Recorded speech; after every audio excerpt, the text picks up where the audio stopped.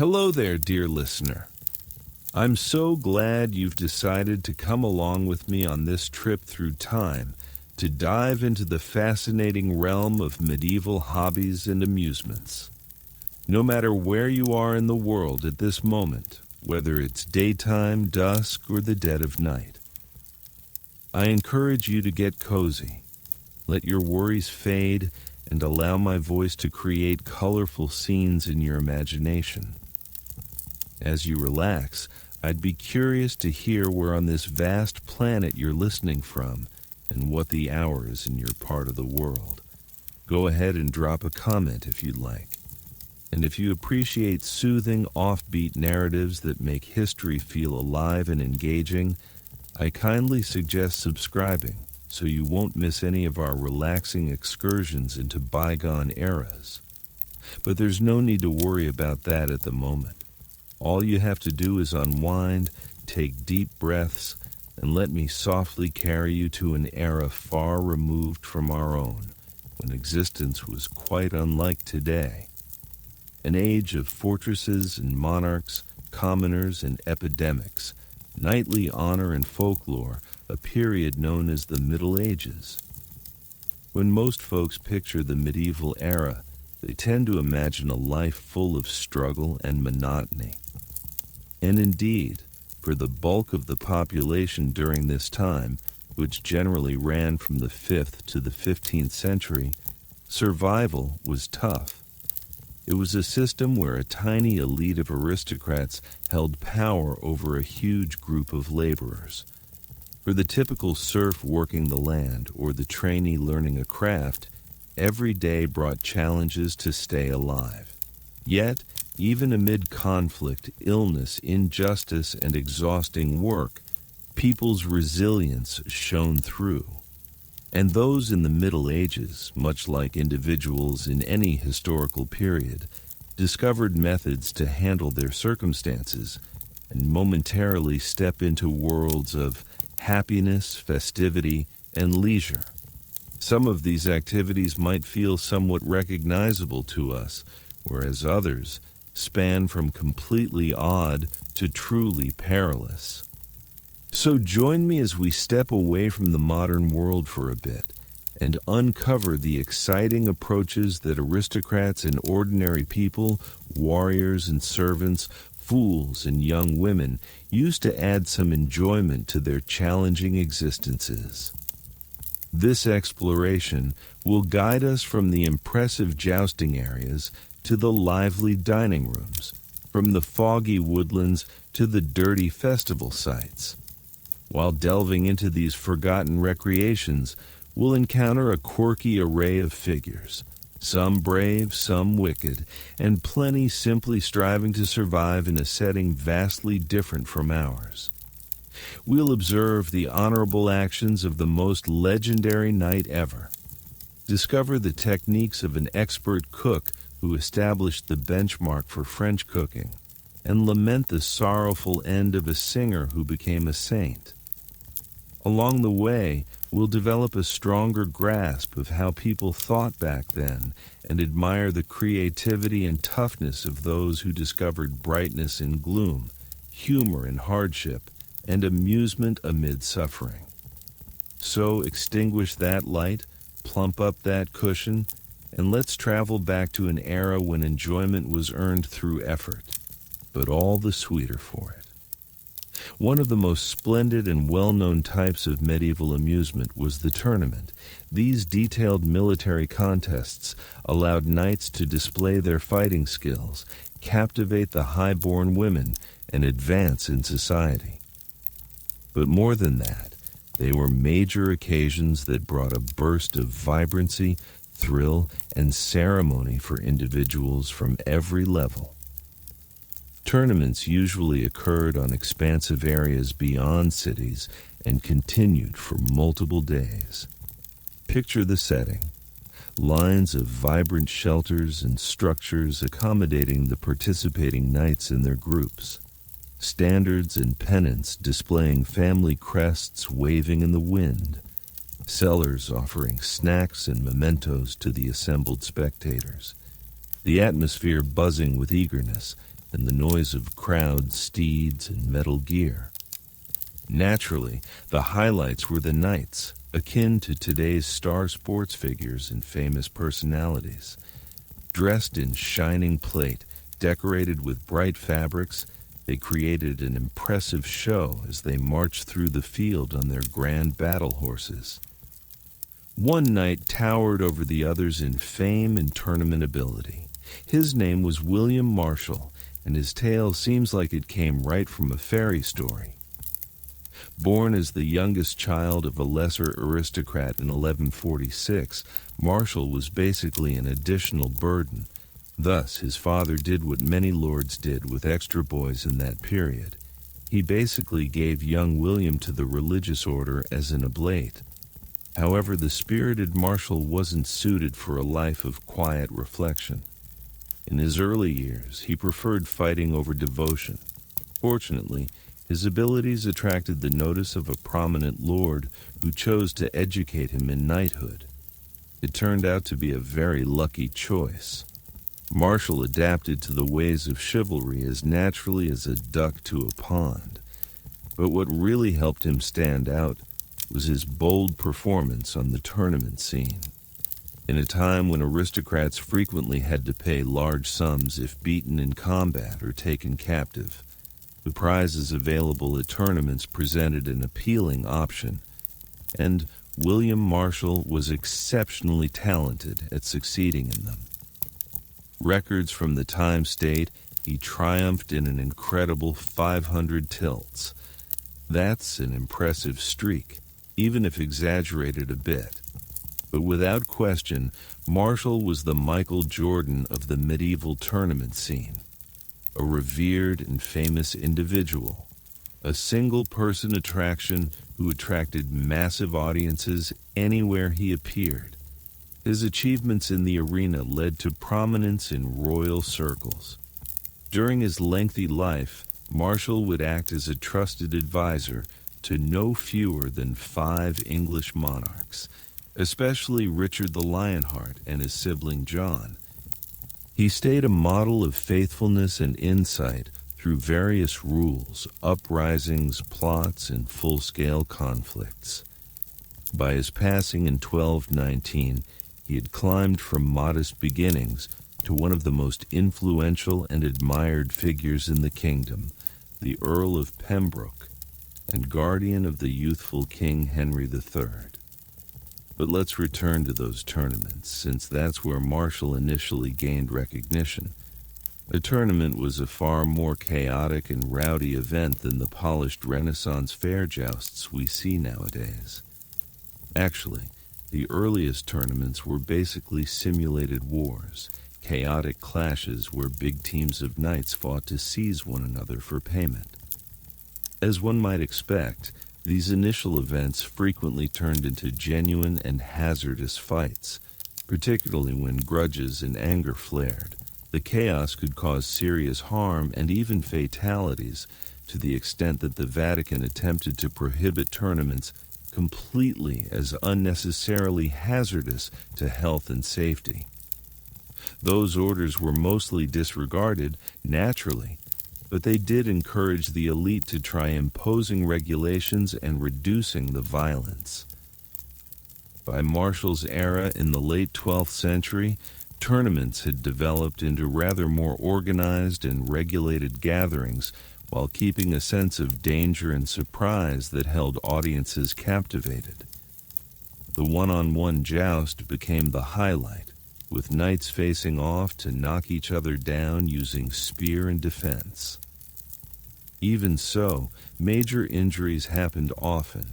Marshall himself reportedly had a spear go straight through his leg in one contest. But for the most adept and clever knights, the dangers were balanced by the possible gains of redemption fees, a winner's portion of the rewards, prized battle steeds and gear, and the approval of a pleased noble sponsor. To truly understand what these tournaments were like during their peak popularity, let's focus on one particularly notable or maybe notorious event that occurred in 1274. The location was the northern French area of Chalons, and the main participants were the bold English Prince Edward, who would eventually become King Edward I, and the Count of Chalons, a French aristocrat. According to a report from the period, the issues began when Edward arrived at the tournament site with a group of no fewer than 200 knights. The large scale of his party was viewed as a boastful display by the French organizers, who were accustomed to being the dominant force at their own events. The Count of Chalons was especially offended by the apparent insult. Matters escalated on the tournament field before thousands of onlookers. One of Edward's knights won his tilt against the Count's son, which surely irritated the French noble. Angry exchanges followed, and before anyone realized, the Count of Chalons rushed at the prince directly, spear ready. Poor decision. Edward skillfully evaded the strike and swiftly overpowered his impulsive opponent. As one observer described, the prince seized the Count by the neck, hurled him from his mount into the dirt, and hit him with his hand between the shoulders so the sound carried to those far away. What a princely brawl! The shamed Count retreated to recover, while Edward enjoyed the applause of the audience. It was the sort of intense clash and remarkable feat of skill that made tournaments such thrilling shows. Naturally, after the excitement died down, there remained the annoying issue of diplomacy to handle. The French king, who was the uncle to both Edward and the Count of Chalons, was far from happy about the political mishap close to home. It required some careful negotiation to calm the upset royals and maintain harmony between England and France, at least temporarily. Events like this simply demonstrate how tournaments, beyond serving as lively diversions, also reflected the political disputes and maneuvers of medieval culture. They might have been pretend fights, but the competitions and goals behind them were entirely genuine. Well, dear listener, I believe that's plenty of tilting and tussling for now. We've barely touched the polished exterior of medieval amusements, and there are countless more wonders and joys to uncover. But those must wait for another occasion. For the time being, I'll say a warm good night and let you envision valiant knights waving flags and the rumble of horses across a tournament area. May you discover peace, relief, and insight in the embrace of the past. Until we meet again, this is your loyal recorder of ancient times, hoping you have a tranquil rest filled only with the most pleasant medieval imaginings. Good night. The hunter relies on his faithful dogs leading the way. Aristocratic hunting canines like deerhounds, allants, and limers barked and sniffed with enthusiasm, ready to be released to pursue any unlucky deer, boar, or hare that appeared. Sharp-sighted greyhounds stayed beside the noble riders on their horses, prepared to dash forward once game was sighted. And naturally, the aristocratic hunting group would always include its collection of noisy dogs of various breeds and sizes, even though they often dashed off following scents at the worst moments. But an elite hunt wasn't a random frenzy of wild dogs rampaging through the woods without order. There was a methodical procedure, a ceremony to everything, and everyone had a role to fulfill. The guardians of the woods, yes, that was their official name, scouted in advance to locate the target, searching for tracks and droppings to figure out where the most appealing stag or most delicious hare could be concealed. The head of the kennels and his assistants managed the dogs, all taught to react to specific calls and shouts, supposedly at least. A brief blast meant the hunt was beginning, while a prolonged sound indicated that the target was seen, though it likely all sounded like chaos to the unfortunate animal facing its doom at the end of a noble's weapon. Once the hunters released the collars and the dogs bolted like a rainbow of scruffy energy into the bushes, the human participants leaped into motion on their mounts. They trailed the howling dogs, the hunter's signal, and the guardians pushing through the trees ahead, pursuing their target with shouts and calls that undoubtedly scared every deer within a 10-mile area into flight. With fortune on their side, the dogs would trap the stag, boar, or whatever poor beast they were after, keeping it cornered while the aristocratic lord or lady delivered the final strike with a push of their spear or a precisely aimed shot. And with one last cry, the pursuit ended, and the noble hunters stood proudly with their trophy for a very old-fashioned equivalent of a social media snapshot. After an extended day of racing through the forest and taking the lives of several unfortunate creatures, one developed a strong hunger. Fortunately, the hunting party would head back to a meal arranged on stands in vibrant silk tents adorned with emblems and standards. A well-deserved break following a tiring day. Attendants and young helpers hurried back and forth, carrying cups and platters loaded with cooked meats, soups, and delicate treats to refresh the weary hunters. The dogs that caught the game received the heart and innards as their prize, while their elite owners got the best portions to enjoy. Not quite the kind of takeaway you'd get at a contemporary eatery, but I'm certain the dogs had no complaints. Finally, with one last victorious note from the horn, the aristocratic hunters wrapped up the day. The dogs were returned to their enclosures, the horses relieved of their gear, and the untouched remains transported back to the fortress kitchens for the staff to handle. The high-born hunters assembled to share stories of their most courageous takedowns and impressive weapon strikes. Some tales might have been exaggerated a little after several drinks of wine before heading to their rooms, tired but energized from a full day of searching, chasing, and ending the lives of helpless animals. Just another leisurely activity for the medieval aristocrats, and definitely more exciting than embroidery. But not every lord and lady was content with killing the nearby animals for sport. Some aimed a little higher, quite literally. Let's shift our focus to the ancient and prestigious practice of falconry, the ideal pursuit for anyone desiring a companion that could eliminate other creatures at will. Because who needs to snuggle with an adorable rabbit when you could have a raptor resting on your arm, prepared to dig its claws into any small, furry forest dweller that seemed particularly appetizing that day? Falconry was like the luxury aircraft of medieval pursuits. While any typical noble could assemble some dogs and charge through the woods after a deer, it required a unique type to excel in falconry. Trainers known as falconers had to catch and educate their birds via a meticulous method involving covers, straps, and a great deal of endurance. Like a very strict academy, young birds began as eye-asses, then turned into passage birds, and eventually reached the stage of haggards, terms that seem better suited for a motorcycle club than a group of birds. But the Middle Ages had a knack for drama. Once a falcon was prepared, the true enjoyment started.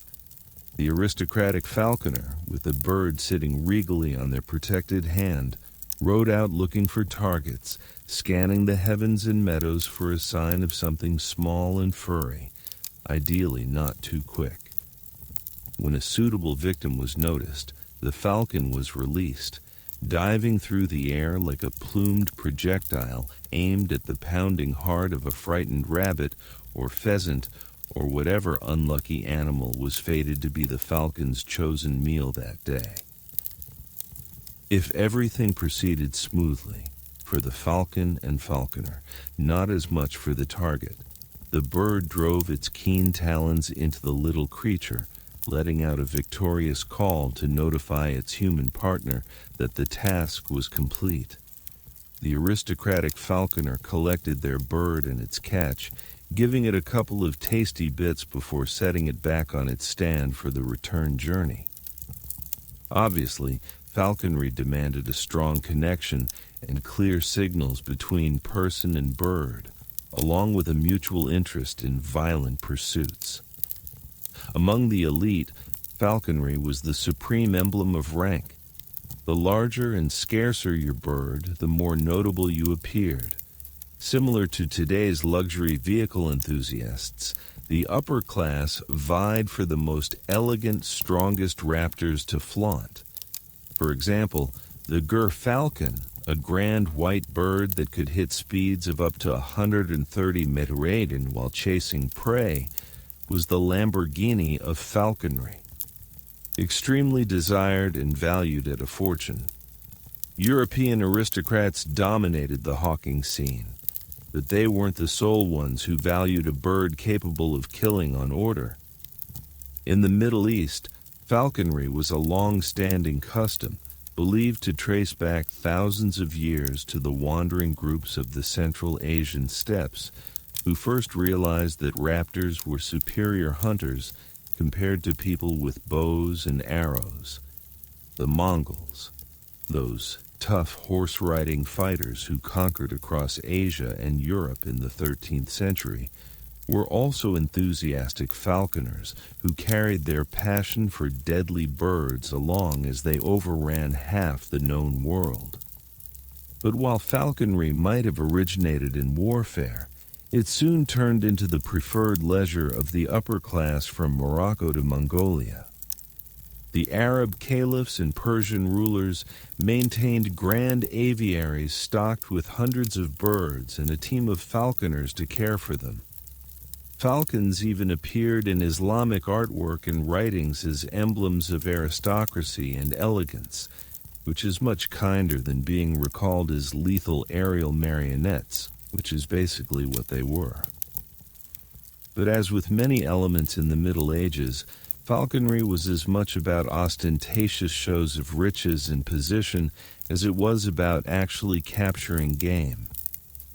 The most esteemed birds weren't always the top hunters, but those with the most striking feathers or the largest cost. The ultimate prize falcon was the white falcon, which was so uncommon and costly that it was said only a king could purchase one. In fact, the Holy Roman Emperor Frederick II, a medieval falconry trendsetter, was so fixated on his birds that he authored an entire volume on the topic and was known to take his falcons to religious services with him perched on his arm, which must have led to some highly diverting homilies. But while Frederick and his winged companions were attracting attention at worship, his contemporary Kublai Khan, grandson of the notorious Genghis and leader of the Mongol Empire at its peak, was employing falconry for more utilitarian reasons, specifically training his birds to attack opposing troops in combat. That's correct. The Mongols weren't satisfied with merely conquering most of the known world from horseback. They had to involve their birds in the fight as well. Kublai Khan was reported to possess a formidable group of falcons, eagles, and other raptors that he utilized as a kind of plumed aerial unit, dispatching them to assault his foes and even deliver communications among his distant forces. And you thought messenger pigeons were remarkable. But perhaps the most renowned falconry enthusiast of the Middle Ages was a woman who suffered a tragic conclusion while doing what she cherished. Mary of Burgundy, daughter of the incredibly rich and mighty Charles the Bold, Duke of Burgundy, was a dedicated follower of hawking from her youth. Born in Brussels in 1457, Mary was the heir to the extensive Duchy of Burgundy, a land extending from the Low Countries to Switzerland that was famous for its luxury, culture, and knightly traditions. But while other aristocratic women were happy to remain in their chambers, sewing and chatting, Mary was in the fields with her birds, hawking from sunrise to sunset.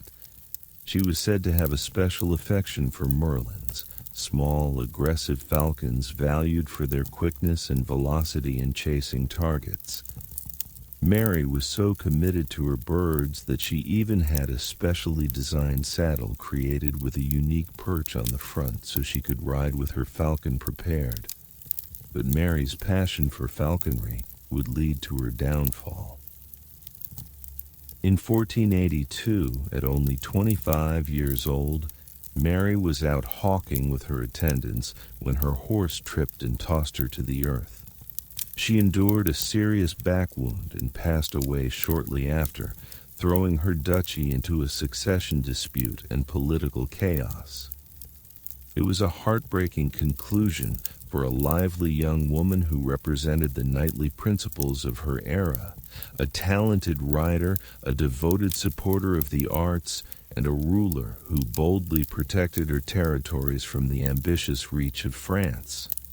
Today, Mary is recalled as an icon of the strength and vulnerability of medieval femininity, a duchess who governed independently, but whose existence was ended by a harsh turn of destiny. As for her treasured birds, they probably flew to new owners, their straps dangling like a last goodbye to the woman who had cherished them so intensely during her life. But Mary's reputation as a falconer endures, a proof of the lasting appeal of a pursuit that combined ability, swiftness, and a hint of fierce beauty into one exhilarating, if fatal, activity. So, there you have it, a peek into the exciting realm of medieval falconry, where birds were symbols of status, weapons in war, and faithful partners all combined in one intense plumed form. It's a long way from the pet budgies and cockatiels we have now. But then, everything in the Middle Ages was a bit more extreme. From the soaring cathedrals to the 10-foot-long poulains, even the companions were extravagant. From falconry to feasting, hunting to hawking, chivalry to the pursuit, the upper class of medieval Europe definitely knew how to keep themselves occupied between all the battling and fortune-building. But rest assured, it wasn't all enjoyment and games for the feudal upper crust. The impoverished peasants who performed all the real labor had their modest pleasures too, like avoiding the plague and sometimes having sufficient food. Right, let's shift from the elite hunters and their lethal pets to examine the more grounded amusements of the everyday people. And no, I don't simply mean observing the nearby lord pass by in his splendor and daydreaming about consuming his horse. Fair days offered a pleasant break from the everyday work and troubles of medieval existence. Throughout Europe, from Grand London to small hamlets, individuals anticipated unique holidays and holy days that promised eating, celebration, and amazement. One of the most lively and eagerly awaited was Carnival, the excessive time before the strict abstinence of Lent. Carnival events trace back to old pagan rites, but in the Middle Ages they gained a clearly Christian tone while maintaining a sense of playfulness and enigma. For a short period, the usual structure of society was flipped upside down. Perhaps no leaders adopted the essence of Carnival with as much zeal as the Dukes of Burgundy in the 15th century. The Burgundian court was famous across Europe for its luxury, creativity, and display, and the Duke held nothing back for Mardi Gras. In 1454, Duke Philip the Good organized a spectacular event in the Flemish city of Lille that was recalled for decades against an enchanting setting of lights, wall hangings, and blossoms. Aristocrats dressed in sumptuous outfits marched through the avenues joined by players, parading troops with spears and ornate wagons showing sacred and legendary scenes. Crowds of ordinary people pushed for a view of the unusual animals like camels and elephants in Philip's collection. Springs poured wine as spectators rushed to fill their vessels.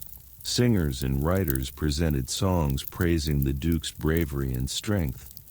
And as darkness arrived, a luxurious dinner started in the Duke's residence, offering a bewildering selection of treats like cooked peacock, sugared flowers, and candy figures. The peak occurred when Philip entered grandly attired as a forester, the flame light shining on his golden fabric. Before the gathered elite, he seriously promised to bear the cross and set out on a crusade to retake Constantinople from the Turks, a commitment called the Feast of the Pheasant. Though Philip never truly carried out this pledge, his carnival promise illustrated the fantastical magnificence of Burgundy at its zenith. Further north in England, a somewhat distinct carnival practice developed, the selection of boy bishops. In a fun reversal of religious structure, young lads were picked to conduct holy services and even give a talk before the adult priests on Holy Innocents' Day. This unusual habit, noted as early as the 10th century, grew common and was observed in many of England's major cathedrals and abbeys. One can only picture the amused expressions of the congregants as a shyly smiling boy delivered a high-pitched speech clothed in oversized bishop's garments and hat. More energetic was the comparable custom of naming a lord of misrule, a pretend monarch who oversaw the Feast of Fools and other carnival festivities. Typically acted by a young commoner, this cheeky persona was responsible for sparking trouble and amusement, flipping norms around.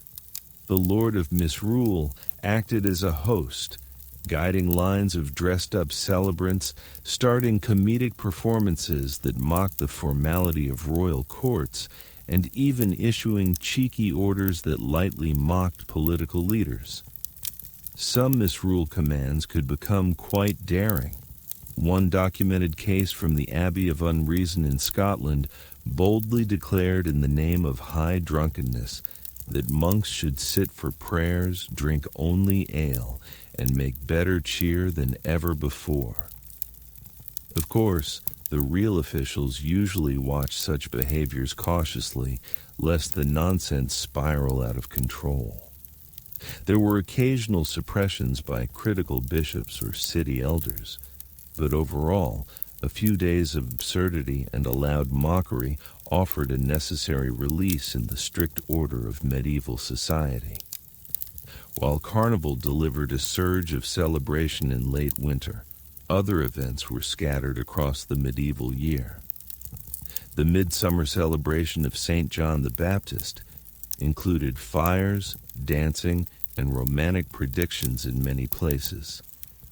Young ladies floated wreaths with lights on waterways, aiming to gather hints about their future spouses from the glowing flames. If a girl's wreath sank, it was a bad omen that she would not wed that year. Scented plants like rosemary and St. John's wort were collected and scattered around houses to repel bad spirits. In an interesting blend of pagan and Christian customs, the enchanted herbs were then preserved and burned in the Yule log at Christmas. Speaking of enchanted plants, the fall feast of St. Michael highlighted a perhaps unexpected star, the simple carrot. Though an everyday vegetable today, carrots were a relative newness in the Middle Ages after arriving via Moorish Spain. Their sweet taste and bright orange hue made them a prized treat.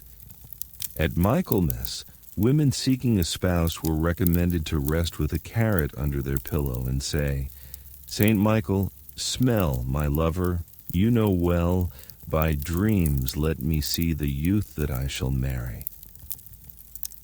Apparently, sleeping with a root vegetable was quite the love charm. If visions of the right man didn't show up, at least the woman woke to a convenient treat. Beyond holy days, every community and settlement had its own local gatherings, marking occasions like the anniversary of the local church's dedication or the birth of a royal child. Though less grand than flashy tournaments or courtly dinners, these neighborhood events built a sense of unity and escape from routine hardship. Imagine the thrill building in a quiet English village as folks assembled for the festival of the church's patron saint. The aroma of cooking meat drifted on the air as an ox rotated on a spit over snapping flames. Boys and girls flirted and danced around a cheerfully adorned maypole to the sound of a violin and percussion. Cheerful wives chatted and laughed as they hung strings of wild blooms.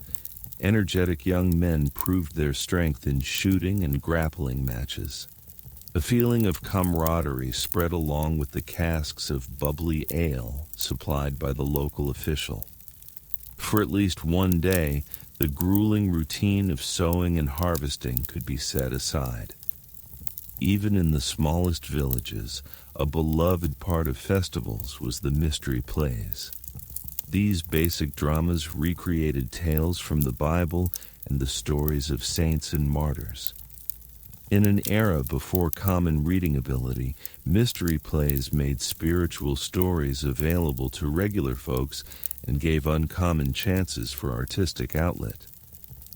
Members of different craft groups, the butchers, the bakers, the candlestick makers, took charge of producing various scenes that fit their trade. So the shipwrights might enact Noah's Ark, the winemakers the wedding at Cana, and so on. The plays happened on carts turned into temporary platforms that moved through the town, pausing at set spots to act out each part. Though the content was holy, that didn't stop some accidentally funny instances. Since effects were fairly basic, angels used chicken feathers attached to a white garment. Flaming entrances to hell made of red-painted material opened to accept the condemned. An actor, as Herod, might yell and storm only to have his false beard caught on his crown.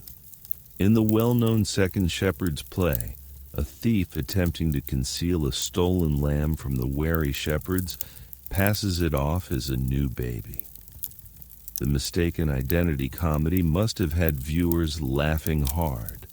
One can envision a diligent peasant staring in joy as Noah argued with his outspoken wife, maybe seeing his own domestic arguments. Laughter, even at somewhat irreverent humor, offered a soothing relief for lives that could often be nasty, brutish, and short. For a few hours full of joy, the strict teachings of the church took a back seat to pure, riotous amusement.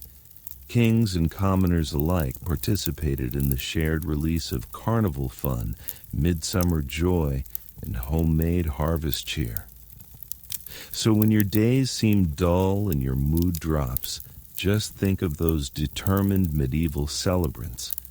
With a candlelit wreath, a sugary figure, or a lamb pretending to be the baby Jesus, they found ways to rejoice in the hardest times. Weary serfs and haughty dukes alike treasured their hard-earned holidays. Perhaps some similar nonsense is called for. Grab a carrot for your pillow and call upon the power of St. Michael's love magic. Name a friend as Lord of Misrule and issue some pretend orders. A little festive silliness might be just the boost a difficult day requires. And with that playful suggestion, I bid you good night, fair listener. May your dreams be filled with noble knights and naughty jesters, merry maypoles and mysterious miracle plays. For in sleep, as in laughter, the cares of the world melt away. Until next time, rest you merry, one and all. Thank you for that. You're right.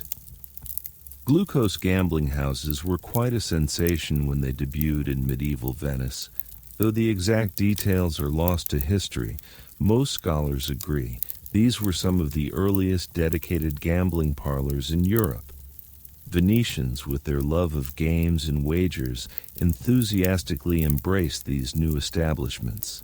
Picture the scene. You stroll through the winding cobblestone streets of Venice. Narrow buildings rising up on either side, laundry strung between windows. The air is thick with the brine of the canals and the sizzle of frying seafood. Rounding a corner, you come upon an elaborately painted door, the entrance to the Gluck House. Laughter and clinking of goblets issues from within. Passing through the doorway, you enter a hazy den of merriment and vice. Gamblers crowd around tables, the strain of wins and losses playing across their faces in the flickering candlelight. A trio of minstrels picks out a jaunty tune in the corner. Servers wind through the throng carrying trays of wine and plates of antipasti. Making your way to one of the tables, you survey the game in progress. Funny-looking dice carved from animal bones rattle in a shooter's hand. Wooden discs serving as betting markers are piled haphazardly. The gamblers, noblemen, and merchants alike cajole each other and curse the dice in colorful Venetian slang. As a new round begins, a hush falls over the gamblers. The shooter gives the dice a blow for luck and casts them clattering across the table. Cheers erupt as the dice come to rest, revealing a winning roll. Coins are scooped towards the lucky few as the losers groan. You catch the eye of a grizzled, one-eyed gambler, his face a map of hard living. He shoots you a gap-toothed grin. "Sit down, friend, and test your luck," he rasps, gesturing to an empty chair. "Fickle Mistress Fortuna calls." Tossing caution to the wind, you slide into the seat and take up the dice. A new player has entered the game at the Glick House. But we can't spend all night carousing in this den of chance, as enticing as that might seem. The scene fades into the shadows as we take our leave of the jolly Gluck House. So many other medieval divertissements still beckon us onward, but it's remarkable to think that the gambling spirit that animated those Venetian dice players is still very much alive today, even if the games have changed. And so we turn from the rattle of dice to the thunder of hoofbeats.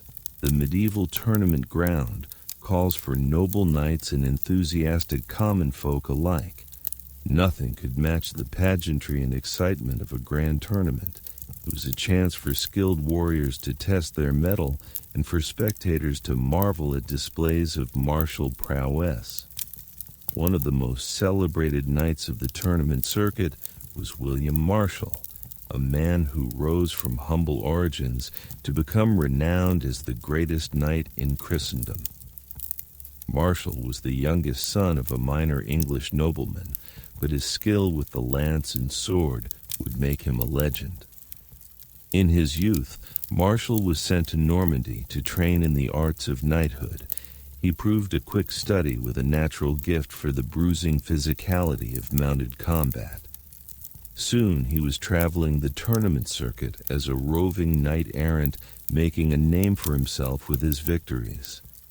Imagine the scene as Marshall arrives at a tournament ground, a broad field bustling with activity under a bright blue sky. Gay-colored tents and pavilions surround the list field where the jousting will take place. Pennants snap in the breeze, each one emblazoned with the coat of arms of a participating knight. The thunder of hoofbeats announces a column of armored knights riding onto the field, Marshall among them. His armor is unadorned, workmanlike. He has no need for frippery. The knights take their places at either end of the list, couching their lances and preparing to charge.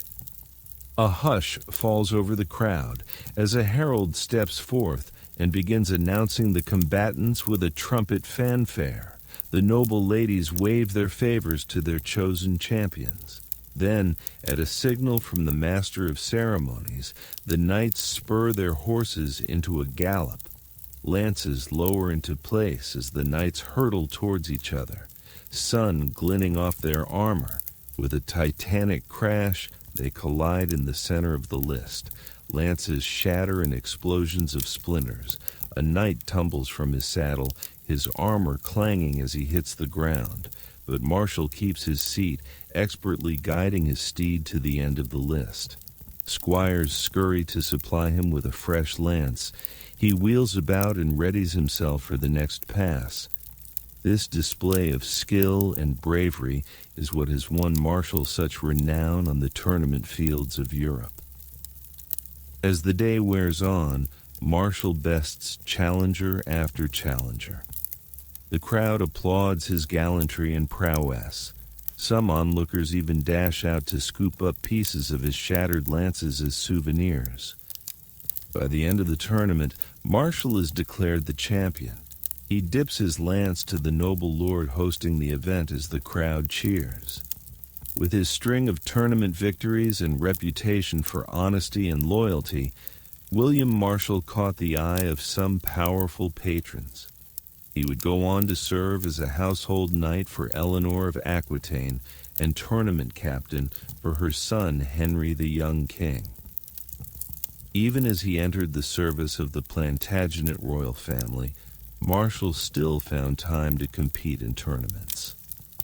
In 1177, he journeyed to Paris to participate in a grand tournament, a melee hosted by the French crown. After handily defeating all comers, Marshal was set to face off against the king's kinsman, but the opponent's lackluster skill was no match for Marshal. The crowds began to jeer and heckle the hapless French knight.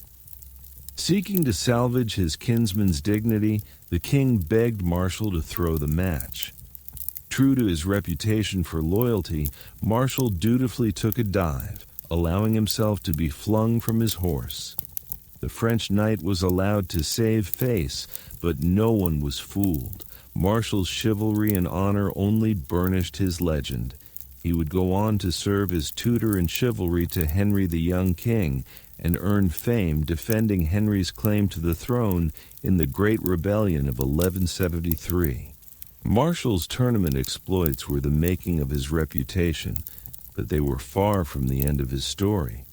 His integrity and battle prowess would see him become a respected statesman, regent, and advisor to no less than 5 English kings. But those are tales for another time. For now, the shadows lengthen over the tournament ground as the day's final match comes to an end.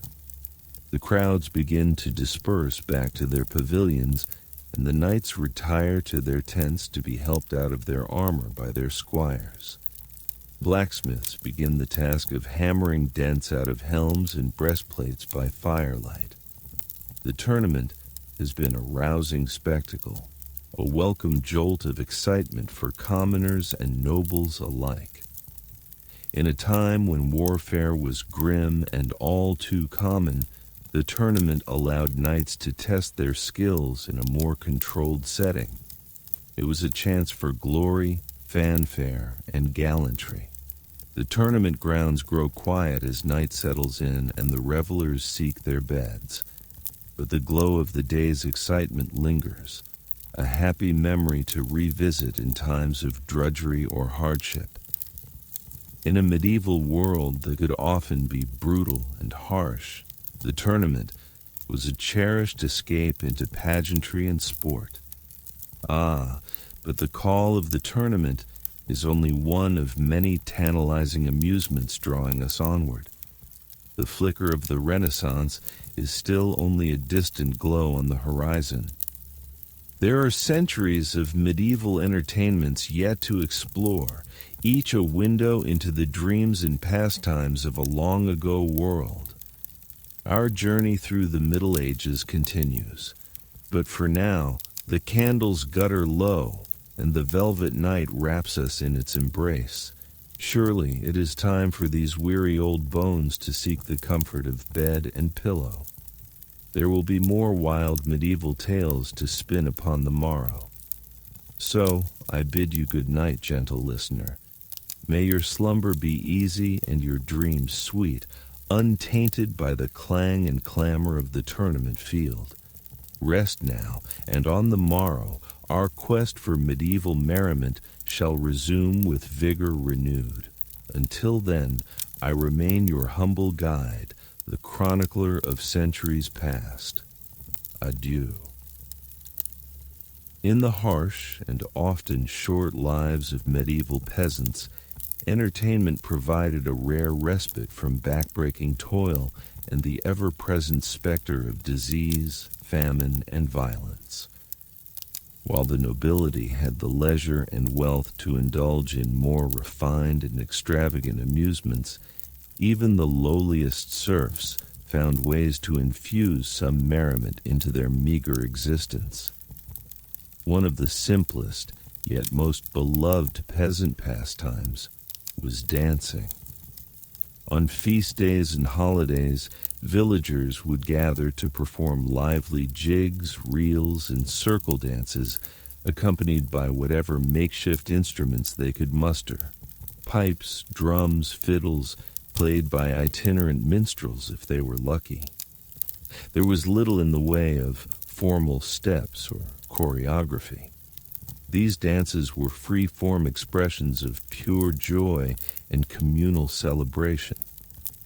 For a few precious moments, the worries of the working-day world could be forgotten in a whirl of flailing limbs and stomping feet.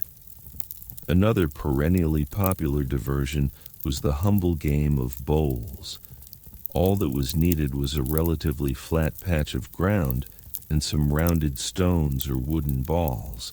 Players would take turns tossing their balls, aiming to land them as close as possible to a smaller target ball called the jack or kitty. It was a game that could be enjoyed by young and old alike, men and women, making it a staple of village greens and taverns across Europe. Speaking of taverns, these establishments were the closest thing most medieval peasants had to an entertainment venue. After a long day in the fields, men would gather to quaff ale, swap stories, sing bawdy songs, and perhaps engage in some friendly wagering on dice or card games. Gambling with dice had been popular since ancient Roman times, and the medieval version wasn't much different. Simply toss the dice and hope that your number comes up. Not exactly Vegas, but it added an extra thrill to the night's revelry. Of course, peasant fun couldn't hold a candle to the opulent amusements enjoyed by the nobility. Imagine, if you will, the splendor of a grand tournament held by a wealthy lord, knights in gleaming armor astride snorting steeds, vividly colorful banners snapping in the breeze, the thunder of hooves and the crash of lances as the champions vied for glory and riches before a cheering crowd. It was like a blockbuster sporting event, and a rock concert rolled into one. But even for the nobility, life wasn't all jousts and banquets. In a world where warfare was the order of the day, tournaments served as a way for knights to hone their combat skills. As the saying goes, next to war, there is nothing more like war than a tournament. Training for these mock battles began in childhood, with young pages and squires learning the arts of swordplay, lancing, and horsemanship under the tutelage of veteran knights. One of the most famous of these knightly tutors was William Marshall, who rose from humble origins to become the greatest tournament champion of his age and a trusted advisor to no less than 5 English kings. Born in 1147 to a minor noble family, William was given to the king as a hostage when he was just 5 years old, as surety for his father's good behavior. When his father failed to keep his word, the king threatened to have young William catapulted over the castle walls to his death. But fortunately for William and for England, the king's cruel bluff was never called. The boy was spared and sent to Normandy to receive a proper knightly education. There, he excelled in the martial arts, quickly making a name for himself on the tournament circuit. His skill with a lance was unmatched. He once even managed to kill 3 adversaries with a single blow, impaling one through the chest and driving the splintered lance through his body into the 2 men behind him. Ouch! But William was more than just a brute in armor. He was also renowned for his honor, chivalry, and loyalty. When King Henry II's sons rebelled against their father, William remained steadfastly by the old king's side.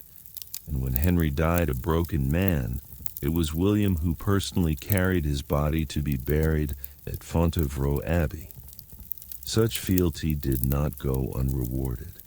William went on to serve Henry's successors with equal distinction, acting as a chief advisor, diplomat, and military commander. By the time of his own death in 1219, he had amassed a vast fortune through tournament winnings and royal land grants.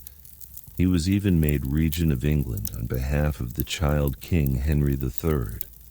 Not bad for a boy who had once been dangled over the edge of a castle by his ankles. Of course, not every tournament had such lofty political stakes. Many were held simply for the sheer spectacle and sport of it all.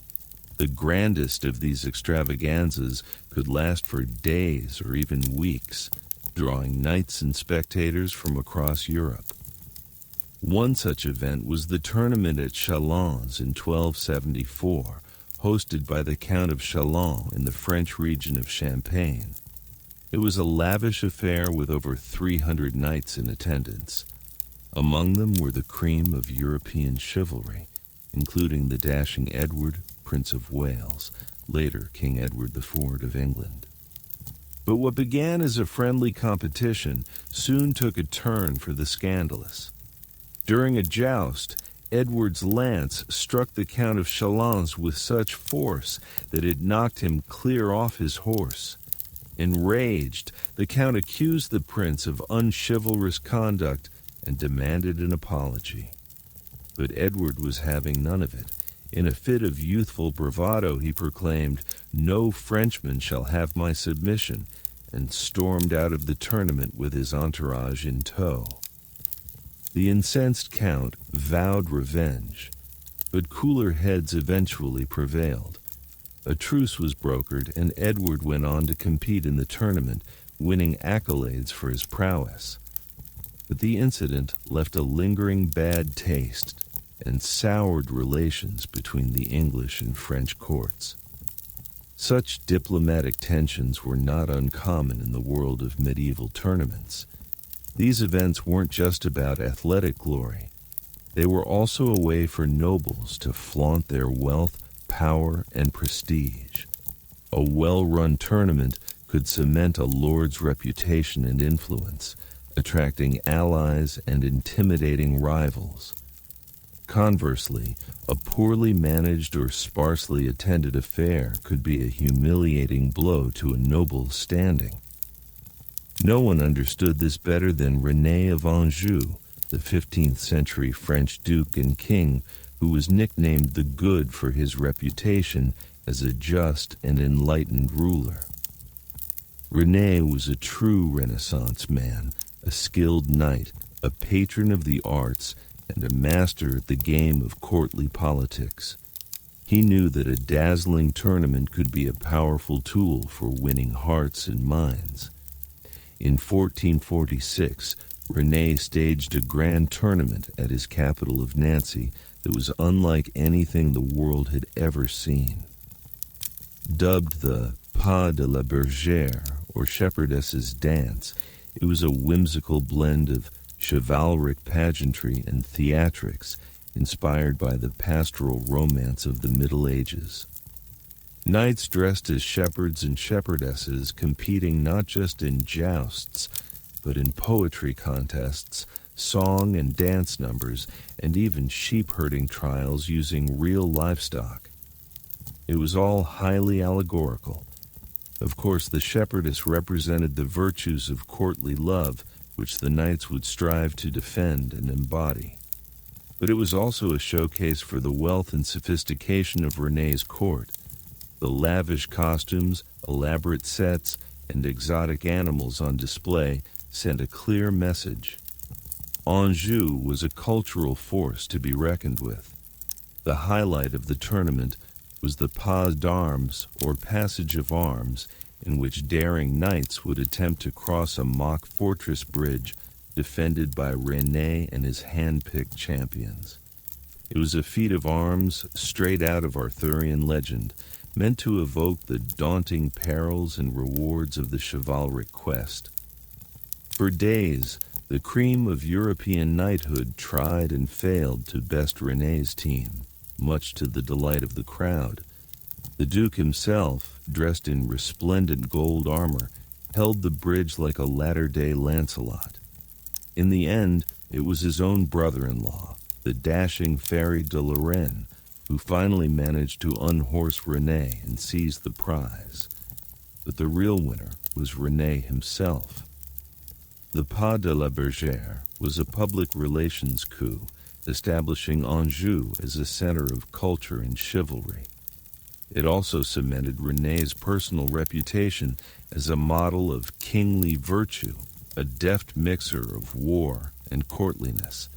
His subjects hailed him as a new King Arthur, the once and future king of their dreams.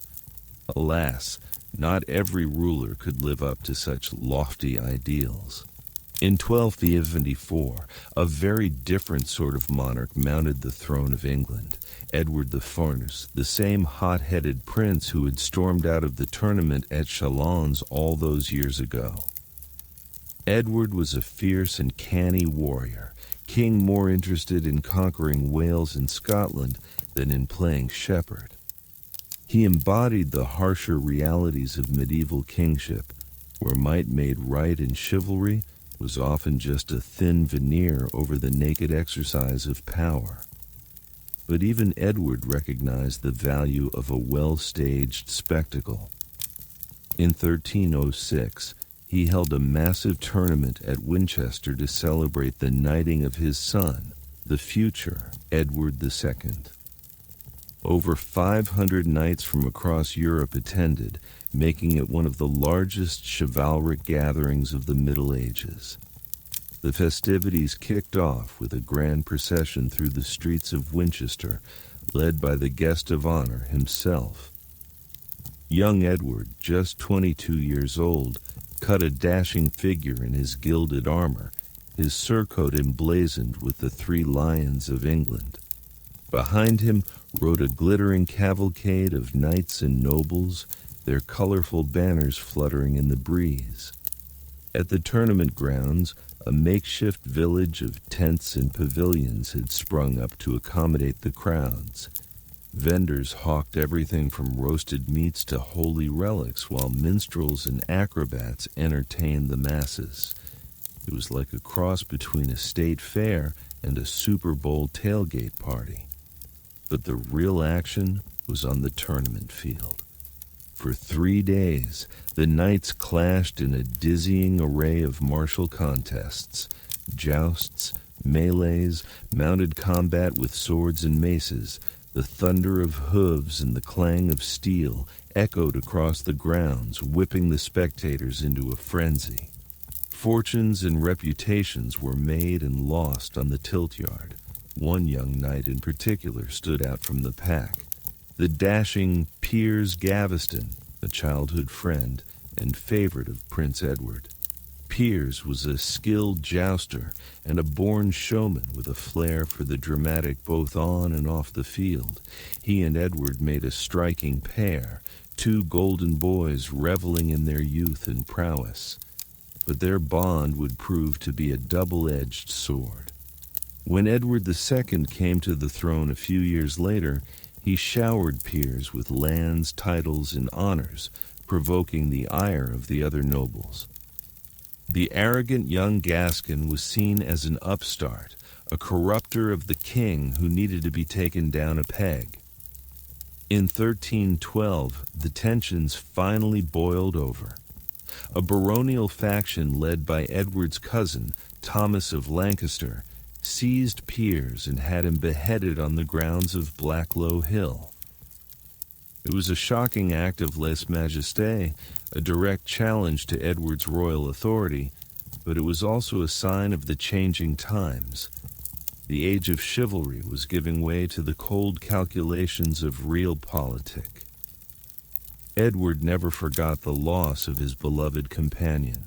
For the rest of his reign, he fought an ultimately losing battle to assert his will over his fractious nobility. In the end, he was deposed by his own wife and son, meeting a grim fate in the dungeons of Berkeley Castle. It was an ignominious end for a king who had once been the brightest star of the tournament circuit.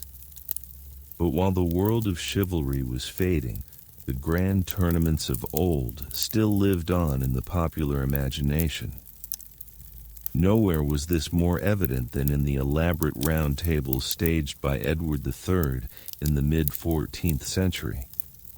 These events were a conscious throwback to the legendary court of King Arthur, complete with jousting, feasting, and Arthurian-themed pageantry. The most famous of these was held at Windsor Castle in 1344 to celebrate the founding of Edward's new chivalric order, the Order of the Garter. According to legend, the order was inspired by an incident at a ball when Edward's mistress, the Countess of Salisbury, dropped her garter on the dance floor. Gallantly picking it up, Edward tied it around his own leg, declaring, "Honi soit qui mal y pense." Roughly, shame on anyone who thinks ill of this. The phrase became the motto of the order, which still exists to this day. But the real purpose of the Order of the Garter was to bind England's leading nobles to the crown, creating a corps of loyal knights who could help Edward project his power at home and abroad. It was a shrewd move, one that played on the lingering prestige and mystique of the Arthurian legends. By styling himself as a new King Arthur, Edward was tapping into a deep well of chivalric nostalgia. The Round Table Tournament at Windsor was a suitably grandiose affair. A massive wooden grandstand was erected in the shape of a circular castle with towers and battlements bristling with heraldic banners. In the center was a model of the fabled Round Table itself, around which sat Edward and his new Garter Knights, resplendent in their blue velvet robes and golden chains. For 5 days the knights jousted and feasted, reenacting the legendary exploits of Arthur and his court. They even staged a mock siege of the Castle of Maidens, with Edward himself leading the charge to rescue the damsels in distress played by the Queen and her ladies-in-waiting. It was all highly theatrical, a piece of living mythopoeia. But amid the pageantry and spectacle, there was a darker undercurrent.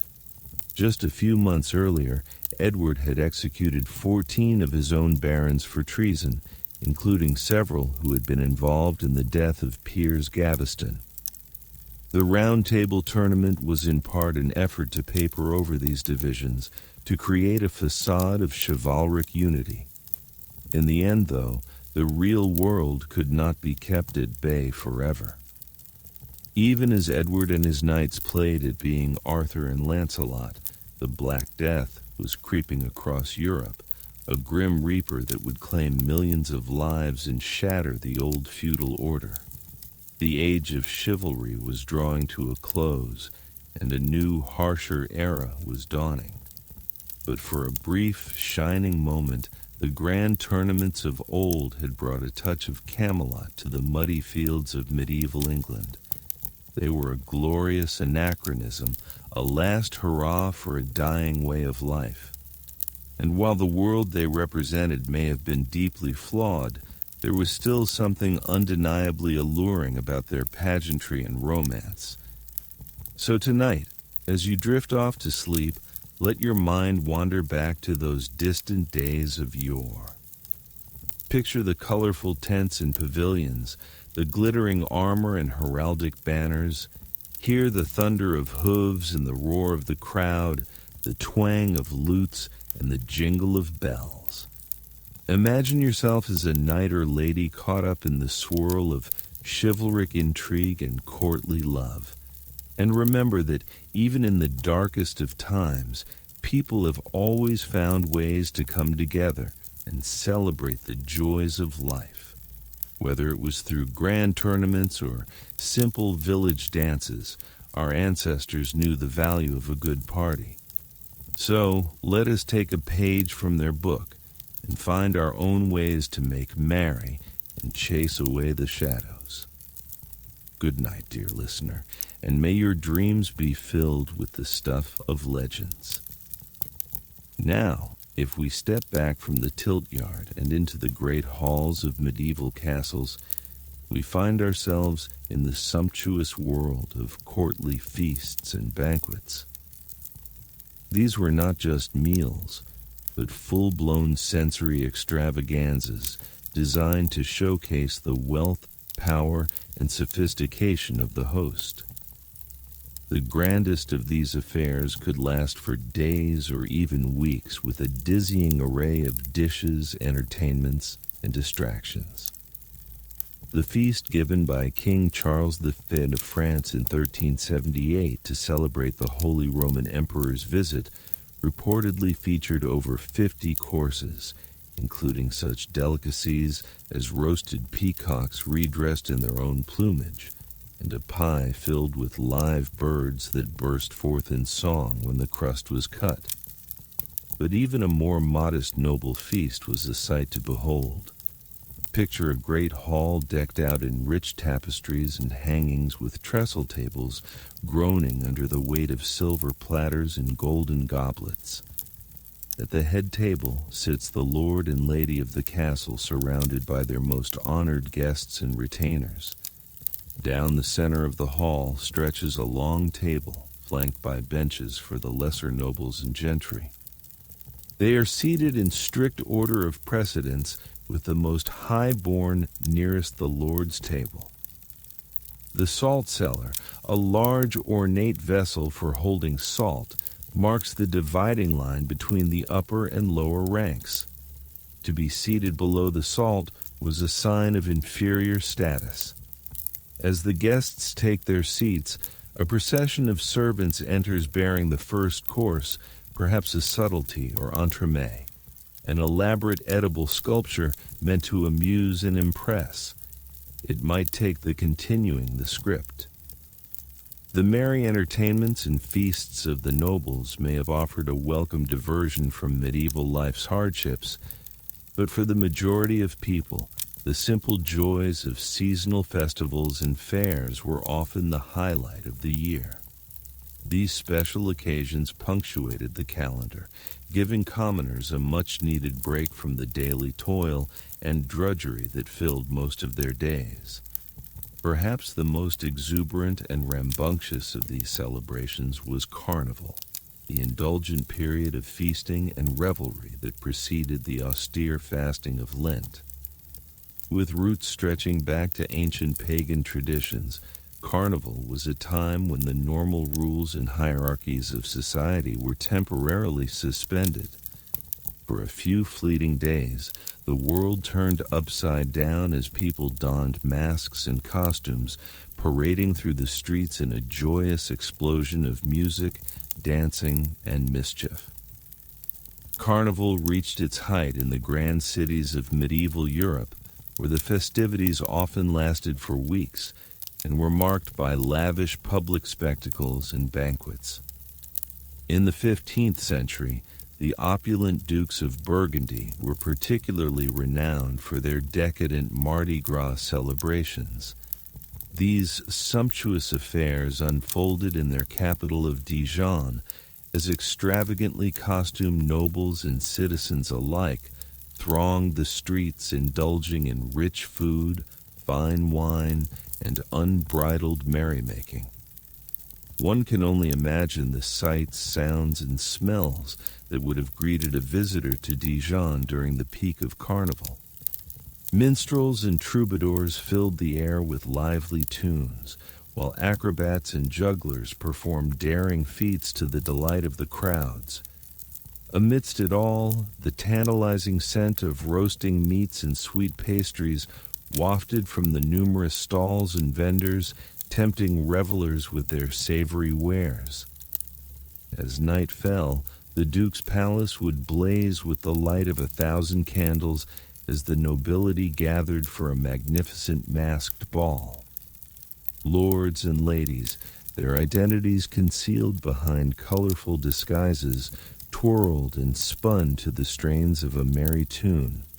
For one enchanted evening, the cares and burdens of rank and responsibility could be forgotten as all gave themselves over to the joys of music, dance, and good company. Yet, even as the nobility celebrated in grand style, the common folk also found their own ways to revel in the carnival spirit. One of the most popular and enduring traditions was the election of a mock king or lord of misrule to preside over the festivities. This mischievous figure, usually a peasant or lowly cleric, was appointed to lead the people in a playful parody of the official order. In many towns, the lord of misrule held court in the local tavern, issuing ridiculous proclamations and demanding that his subjects perform outrageous feats and stunts for his amusement. It was a time when the humble could poke fun at the mighty with bawdy songs and satirical skits that lampooned the follies and vices of those in power. Another beloved carnival custom was the Feast of Fools, an irreverent celebration in which young choir boys and lowly priests were temporarily elevated to positions of authority within the church. In a complete inversion of the normal hierarchy, a boy bishop was elected to lead the revels, conducting absurd mock masses and blessing the congregation with good-natured japs and jokes. While church leaders frequently tried to suppress these subversive rituals, fearing they would undermine the sanctity and solemnity of religious life, the common people embraced them wholeheartedly. For a few precious days, the heavy yoke of piety and obedience could be cast aside as the lowly delighted in turning the tables on their betters. Of course, not all medieval festivities were quite so unruly or irreverent. Trade fairs in particular served a more practical purpose, bringing together merchants and craftsmen from far and wide to buy, sell, and exchange their wares. These bustling gatherings were often the economic and social lifeblood of medieval towns, drawing visitors from across the land. One of the largest and most renowned of these fairs was the Stourbridge Fair, held each September on the banks of the River Cam in the English town of Cambridge. Established in the 12th century and granted a formal charter by King John in 1211, Stourbridge Fair grew to become a commercial hub of international significance, attracting traders from as far afield as the Byzantine Empire and the Islamic world. For the 3 weeks each year, the normally sleepy meadows outside Cambridge were transformed into a vast tented city, with countless stalls and booths selling everything from fine textiles and precious spices to livestock and agricultural tools. Merchants from Germany, Italy, and Flanders jostled alongside local farmers and craftsmen, haggling over prices and striking deals in a bewildering array of languages and dialects. Yet, Stourbridge Fair was much more than just a place of business. It was also a vital social gathering, a chance for people to come together, share news and gossip, and enjoy a welcome break from the isolation and monotony of medieval life. Amidst the serious trade negotiations, there was also plenty of time for laughter, storytelling, and camaraderie.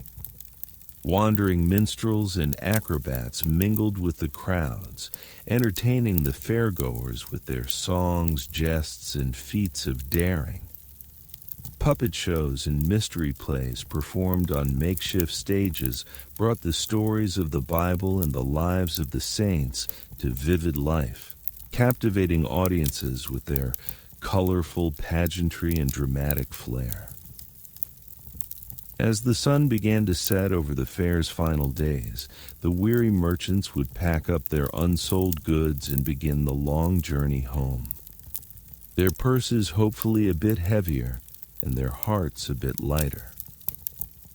For the locals, too, the fair's end was a bittersweet moment as the excitement and novelty of the past weeks gave way to the familiar rhythms of daily life.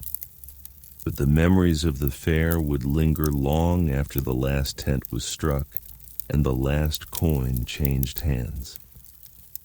In the dark winter months to come, as people huddled around their hearths, they would reminisce about the wonders they had seen, the exotic tales they had heard, and the fleeting friendships they had made. And they would count the days until the fair returned once more, bringing with it the promise of novelty, companionship, and the chance to leave their cares behind, if only for a little while. In many ways, these fairs and festivals were more than just a diversion or a break from the hardships of medieval life. They were a vital reminder of the resilience and joy of the human spirit, a testament to people's ability to find moments of happiness and connection even in the face of great adversity. So perhaps when we look back on the revelries and pastimes of the Middle Ages, we should not view them merely as curious historical oddities or quaint glimpses into a distant past. Rather, we should see in them a reflection of our own deep-seated need for community, for shared experiences, and for the fleeting magic of a world transformed, if only for a day. And as we drift off to sleep, our minds still filled with visions of colorful carnivals and bustling fairgrounds, we might just find ourselves dreaming of a time when life's simple pleasures were enough to make the heart sing. For in the end, the wild things that medieval people did for fun may not have been so very different from the things that bring us joy and laughter today. So let us all take a moment to raise our imaginary glass to the lords of misrule and the boy bishops, to the minstrels and the merchants, and to all those long-ago revelers who knew that even in the darkest of times there is always room for a bit of merriment and mirth. May their joyful spirits live on in our own hearts, and may we always remember to make time for the simple pleasures that make life worth living. And with that, my dear listeners, we come to the end of our journey through the wild and wonderful world of medieval pastimes. I hope you've enjoyed this whimsical tour through history as much as I've enjoyed sharing it with you. And I hope that as you drift off to sleep, your dreams will be filled not with the cares and worries of the present day, but with the laughter and joy of a time long past. So until next time, I bid you all a fond good night and sweet dreams of carnival kings and fair day wonders. May the coming day bring you all the happiness and delight of a medieval festival. And may you find your own small moments of revelry and mirth wherever life may lead you. Script ends. Let's now turn our attention to one of the most peculiar yet popular pastimes of the medieval era, hunting and hawking. For the nobility, the pursuit of wild game was not merely a means of putting food on the table, but an elaborate ritual imbued with deep symbolic meaning. A successful hunt was seen as a demonstration of masculine prowess, a way for lords to bond with their peers, and even a metaphor for the triumph of order over the chaos of the natural world. But perhaps no one embodied the spirit of the medieval huntress quite like Mary of Burgundy. Born into the immensely wealthy House of Valois in 1457, Mary was the only child of Charles the Bold, the pugnacious Duke of Burgundy. With her father often away waging war, Mary grew up under the strong influence of her mother, Isabella of Bourbon, who instilled in her a lifelong passion for hunting and falconry. Contemporary accounts describe Mary as a lively, free-spirited tomboy, equally at home in the saddle or the great hall. She scandalized the Burgundian court by insisting on riding astride like a man rather than demurely side-saddle. Her favorite horse was named Moreau, and the two were inseparable companions. Mary's education was remarkably well-rounded for a woman of her time.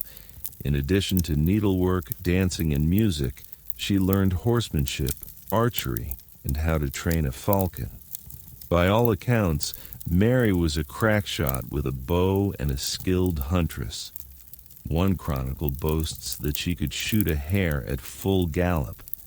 Her enthusiasm for the hunt was so great that she often neglected other duties. A court scribe laments how council meetings were perpetually delayed because Mary was off somewhere with her beloved birds and dogs. Mary's prized falcons were lavished with the finest accoutrements befitting their royal status. Their jesses, the leather straps used to tether them, were made of silk brocade or Moroccan leather studded with gemstones. The birds' hoods, used to keep them calm, were intricately embroidered with gold and silver thread and adorned with tassels and bells. Some hoods were even topped with miniature crowns. Mary employed a small army of falconers, hunters, and kennelmen to assist in her sport.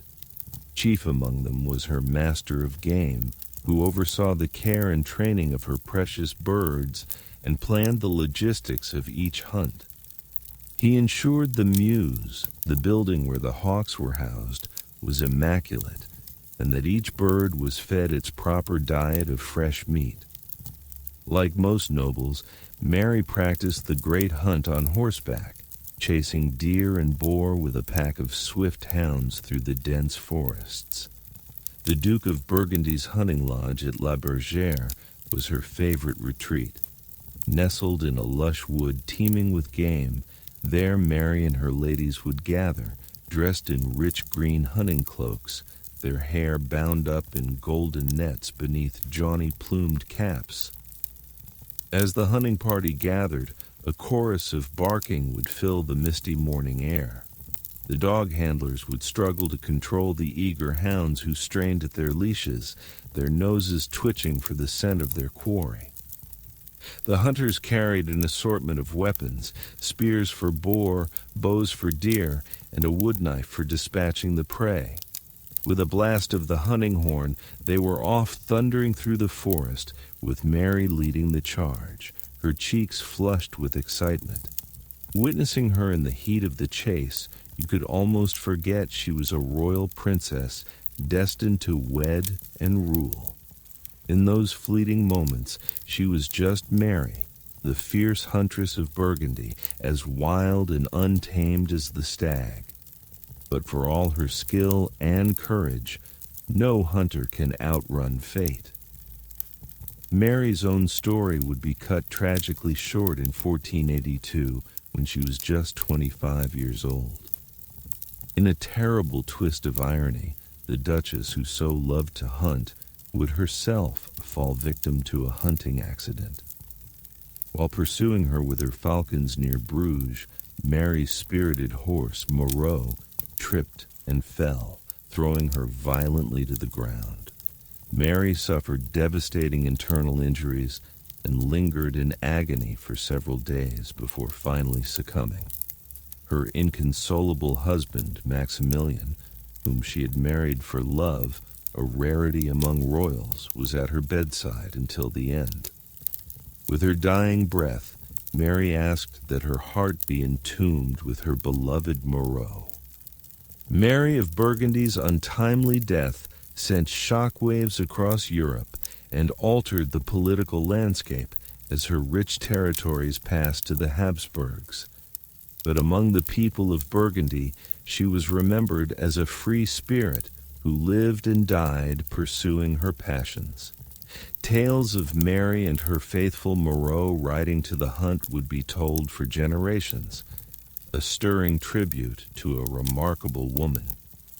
While most medieval women did not enjoy Mary's freedoms, many did take part in the hunt in their own ways. Noble ladies often rode out with the hunters, not to chase game themselves, but to watch their men demonstrate their skill. They acted as cheerleaders from the sidelines, their cries of encouragement or derision echoing through the glades. Some high-born women kept their own hawks and even trained them, although on a much smaller scale than Mary's grand establishments. These pampered birds served more as living accessories than fierce hunters. A noble woman might carry her little Merlin on a velvet cushion or perch it decoratively on her wrist as she processed through the garden, its jesses and hood color-coordinated with her gown. Even the clergy got in on the hawking craze to the consternation of many. Bishops and abbots were some of the most ardent hunters, often neglecting their spiritual duties to spend hours in the field. Some even brought their birds to church, perching them behind the altar during Mass. One can only imagine the chaos that must have ensued when an agitated hawk decided to take flight in the middle of the service. For the lower classes, hunting was a more utilitarian affair, a way to supplement a meager diet with fresh game. Peasants might set snares for rabbits or hunt small birds with slingshots and nets, but they had to tread carefully.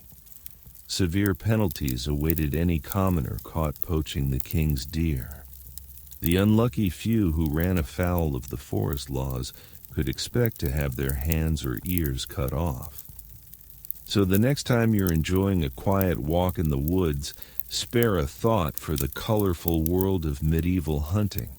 Imagine the thunder of galloping hooves, the baying of the hounds, and the triumphant blast of the hunting horn echoing through the trees. And if you happen to spot a falcon wheeling overhead, perhaps it's the spirit of Mary of Burgundy, forever pursuing her quarry through an eternal forest. Moving on from the vivid world of medieval hunting, let's explore a very different kind of spectacle that captivated the masses, the antics of traveling entertainers to the delight of young and old alike. Minstrels, acrobats, jugglers, and animal trainers roamed the roads of Europe, bringing a splash of color and excitement wherever they went. But of all these wandering performers, perhaps none left as indelible a mark on history as a young 12th century Londoner named Thomas Becket. The son of a prosperous merchant, Thomas was a bright, charming lad with a quick wit and a flair for showmanship. As a youth, he earned his keep as a talented harpist and singer. Picture, if you will, a gangly, dark-eyed boy in a patched green tunic, his harp slung over his back as he wanders the muddy lanes of medieval London. With an impish grin, he sets up on a street corner and begins to play, his long, agile fingers dancing nimbly over the strings. His clear tenor voice rings out above the clamor of passing carts and barking dogs, weaving tales of heroic knights, fair maidens, and faraway lands. Soon, a small crowd gathers around the young bard, entranced by his lyrics and lively melodies. Merchants toss him pennies, housewives offer him hunks of bread, and children caper merrily to his tunes. For a few enchanted moments, the drudgery of their lives is forgotten, replaced by the magic of Thomas's music. Word of the boy's talent eventually reached the ears of Theobald, the powerful Archbishop of Canterbury. Impressed by Thomas's quick mind and courtly graces, Theobald took the young man under his wing, sending him off to study law and diplomacy at the universities of Paris and Bologna. Here, fate took an unexpected turn. Thomas's wit, intelligence, and charm won him the favor of the new king, Henry II. At just 36, Thomas found himself elevated to the lofty position of Lord Chancellor, becoming the king's chief advisor and right-hand man. The two were inseparable, bonding over a shared love of hunting, drinking, and womanizing. It was said only half-jokingly that they had but one heart and one mind. But the merry bromance was not to last. When the old archbishop died in 1162, Henry appointed Thomas as his successor, assuming the worldly, pliable chancellor would do his bidding. Instead, Thomas underwent a dramatic transformation, casting off his fine silks for a hair shirt and devoting himself wholly to the church. As the new Archbishop of Canterbury, Thomas fiercely defended the rights and privileges of the clergy against the king's attempts to bring them under secular law. The once fast friends became the bitterest of enemies, locked in a titanic struggle for power that would convulse the realm. The feud came to a tragic head in 1170 when an enraged Henry, fuming over Thomas's latest act of defiance, rashly exclaimed, "Will no one rid me of this turbulent priest?" 4 zealous knights, taking the king's words as a command, rode to Canterbury and brutally hacked the archbishop to death on the altar steps of his own cathedral. Christendom was aghast at the murder of an anointed prince of the church. Thomas was swiftly canonized as a martyr, and his shrine at Canterbury became a major pilgrimage site. Immortalized by Chaucer in the Canterbury Tales, the penitent Henry was forced to do public penance, walking barefoot to the tomb and submitting to a symbolic scourging by the monks. And so Thomas Becket, the merchant's son who began his journey as a common entertainer, ended it as a saint and a symbol of the eternal tug-of-war between church and state. It's a breathtaking arc, the stuff of legends, and a testament to the fluidity of medieval society, where a man's wit and determination could propel him to the highest echelons of power. But for every shooting star like Becket, there were hundreds of nameless, forgotten minstrels eking out a precarious living on the roads of Europe. They were the medieval equivalent of starving artists, their lutes and fiddles in pawn, their next meal dependent on the generosity of strangers. Like modern buskers, they might sing for their supper outside a busy inn, or perform tricks in a marketplace, hoping to fill their hat with a few coins. If they were lucky, they might secure a position with a noble household, providing musical accompaniment for feasts and entertainments. But such gigs were not easy to come by. As the 15th century writer Robert Henryson lamented, "The life of a court minstrel is a tough one. To earn your keep, you must forever hold your tongue and play the perfect servant." Those who couldn't catch a patron's eye faced a wearying life of constant travel, their feet blistered from miles of trudging down dusty roads. They were at the mercy of the weather and the fickle whims of audiences. A minstrel who failed to please might find himself pelted with rotten vegetables or worse. Some faced stiff competition from more exotic entertainers like acrobats and animal trainers. A French lord's account books record a payment of 3 gold écus to the man with the dancing bear, 5 écus to the Moor with the juggling ferrets, and a measly half écu to Jacques the balladeer. Poor Jacques, upstaged by ferrets. But for all their hardships, these wandering performers played a vital role in medieval society. In a time before mass media, they were the primary purveyors of news, carrying songs and stories from town to town. They helped to spread new ideas and fashions, along with the occasional bawdy joke. Their ballads and poems passed down orally from generation to generation are some of our only windows into the thoughts and feelings of ordinary medieval folk. Through their words, we can hear the voices of long-ago lovers, soldiers, rogues, and rebels, all those who history so often forgets. So the next time you pass a busker strumming on a street corner, give a thought to his medieval forebears and maybe toss a coin into his hat. In our own way, we're all minstrels, singing for our suppers in this great cosmic tavern. And who knows, you might just be funding the next Thomas Becket. Fair enough. Let us then turn our attention to the fascinating world of medieval festivals and fairs. These boisterous celebrations offered the common folk a much-needed respite from the daily grind, a chance to cut loose and indulge in revelry, if only for a fleeting few days. Imagine, if you will, the excited buzz that would build in a village as the annual fair approached. Traveling merchants and entertainers would begin to trickle in, their wagons laden with exotic wares and mysterious contraptions. The air would fill with the tantalizing aromas of roasting meats and sweet pastries.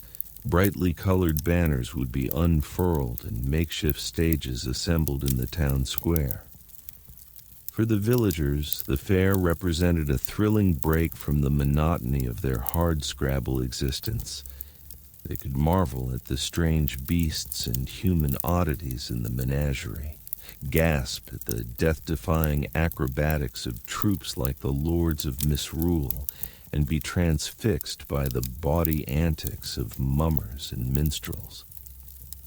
If they were feeling flush with coin, they might try their luck at games of chance or indulge in a rare treat like a sugary dessert or a sip of spiced wine. But beyond the spectacle and indulgence, fairs also played a crucial role in the medieval economy. They were vital centers of trade where merchants could peddle their wares and strike deals with buyers from far-flung regions. The most famous fairs, like the St. Bartholomew Fair in England or the Champagne fairs in France, would draw traders from across Europe and beyond. For several heady weeks, the hosting town would be transformed into a bustling hub of commerce. Beneath a sea of colorful tents, you would find everything from fine Flemish cloth to Baltic amber, Damascus steel blades to intricate astrolabes. Deals would be hashed out, partnerships forged, and fortunes made and lost on the roll of a dice or the signing of a contract. But perhaps no medieval fair was as renowned for its unabashed merrymaking as the carnival celebrations hosted by the Dukes of Burgundy in the 15th century. These hedonistic affairs were the stuff of legend. Towering banquet tables groaning under the weight of sumptuous feasts, fountains of wine, and riotous costumed balls that lasted until dawn. At the center of these revels was Philip the Good, the Duke of Burgundy himself. A lover of luxury and spectacle, Philip would spare no expense in putting on the most extravagant festivities in all of Christendom. One infamous banquet in 1454, known as the Feast of the Pheasant, was held to drum up support for a new crusade against the Ottomans. The great hall was decked out like a fantastical pleasure garden with gilded trees, artificial fountains, and an array of marvelous inventions like a mechanical pie filled with live birds. At the climax of the feast, an enormous pastry ship was wheeled out, and a giantess, costumed as the Holy Church, stepped out to beseech the gathered nobles to pledge themselves to the cause. Swept up in the pageantry and passion of the moment, Duke Philip made a grandiose vow to take up the cross and lead an army to reclaim Constantinople from the infidel. Alas, like so many crusading oaths, it was a promise that would never be fulfilled. Philip, despite his earnest piety, was forever entangled in the intrigues and rivalries of medieval realpolitik. But for that one shining evening, anything seemed possible. Saracens vanquished, the glories of a new Christian empire rising in the east. Such is the magic and power of medieval festivals in the popular imagination, both then and now. They offered a tantalizing escape from the often grim realities of life in those times, a chance to dream of brighter tomorrows. Even royalty would partake in the Fool's revelry from time to time. During the Feast of Fools held each January, a mock bishop would be elected from among the young clergy, donning ecclesiastical robes and presiding over a topsy-turvy mass filled with bawdy songs and general mischief. For a few anarchic days, the normal social order was gleefully upended. In England, a similar tradition saw a Lord of Misrule chosen to orchestrate Christmas mayhem in noble households. This merry prankster was given free rein to cause good-natured chaos, leading the servants in rambunctious songs, slapstick skits, and drunken dancing. Even the esteemed King Henry VIII was known to caper and carouse incognito at festivals during his younger years. Perhaps there is something eternally appealing about these temporary flights from the everyday. These socially sanctioned pressure valves, they speak to a fundamental human need to occasionally cast off the shackles of propriety and lose oneself in a bit of carefree merrymaking. From the rambunctious carnivals of medieval Europe to the wild Mardi Gras celebrations of today, we still delight in these festive detours from the daily grind. But alas, all good revels must come to an end, and so too must our whimsical journey through the annals of medieval entertainments draw to a close. As we bid farewell to the jousting knights and carousing jesters, the mischievous mummers and marvelous minstrels, let us tip our hats to the enduring ingenuity of the human spirit. For even in the face of tremendous hardship and strife, our medieval forebears found endlessly inventive ways to enliven their days with fun and folly. May we all strive to bring a bit more of their playful resourcefulness into our modern lives, to fill our days with life-affirming laughter and wonder at every opportunity. And with that gentle reminder, dear viewer, I bid you good night. Sweet dreams of spirited lute strumming and salty tavern tales to you all. You make an excellent point about the importance of fairs to the medieval economy. The great seasonal trade fairs served as vital commercial hubs, attracting merchants and customers from far and wide. These vibrant gatherings were not only crucial for conducting business, but also provided rare opportunities for people to socialize, be entertained, and experience a bustling atmosphere so different from the usual pace of medieval life. One of the largest and most famous of these events was the Stourbridge Fair, held annually near the town of Cambridge, England. Originating way back in the early 1200s as a local gathering for farmers and tradesmen, the fair steadily grew over the centuries, in both size and significance. By the late Middle Ages, merchants came from all over England and even from continental Europe to attend the Stourbridge Fair. For nearly a month, from late August to late September, the normally quiet meadows outside Cambridge transformed into a vast tented city, alive with commerce and revelry. A Spanish visitor to the fair in the 1400s marveled at the endless rows of stalls selling all manner of goods, fine textiles, precious spices, handcrafted wares, barrels of wine and ale. It was like the entire world of trade condensed into a single time and place. Just imagine the sights and sounds of this sprawling fair at its peak. Everywhere, merchants and vendors would be calling out their wares, enticing passers-by. Silks and satins, velvets and lace, the finest fabrics from Italy and the East, spices from distant lands, cinnamon, pepper, cloves fit for a king's table, mead as golden as the sun, ale as dark as night, wines to lift the spirit. Mingling with the shouts of sellers was the clamor of countless voices haggling over prices in a dozen languages and accents. The pungent scent of exotic spices mixed with the earthy smells of livestock, hay, and wood smoke from the food stalls. Minstrels and acrobats wove through the throngs, adding flashes of color and music to the bustling scene. The fair was also famous for its many entertainments. Troupes of actors staged mystery plays, religious dramas depicting biblical stories.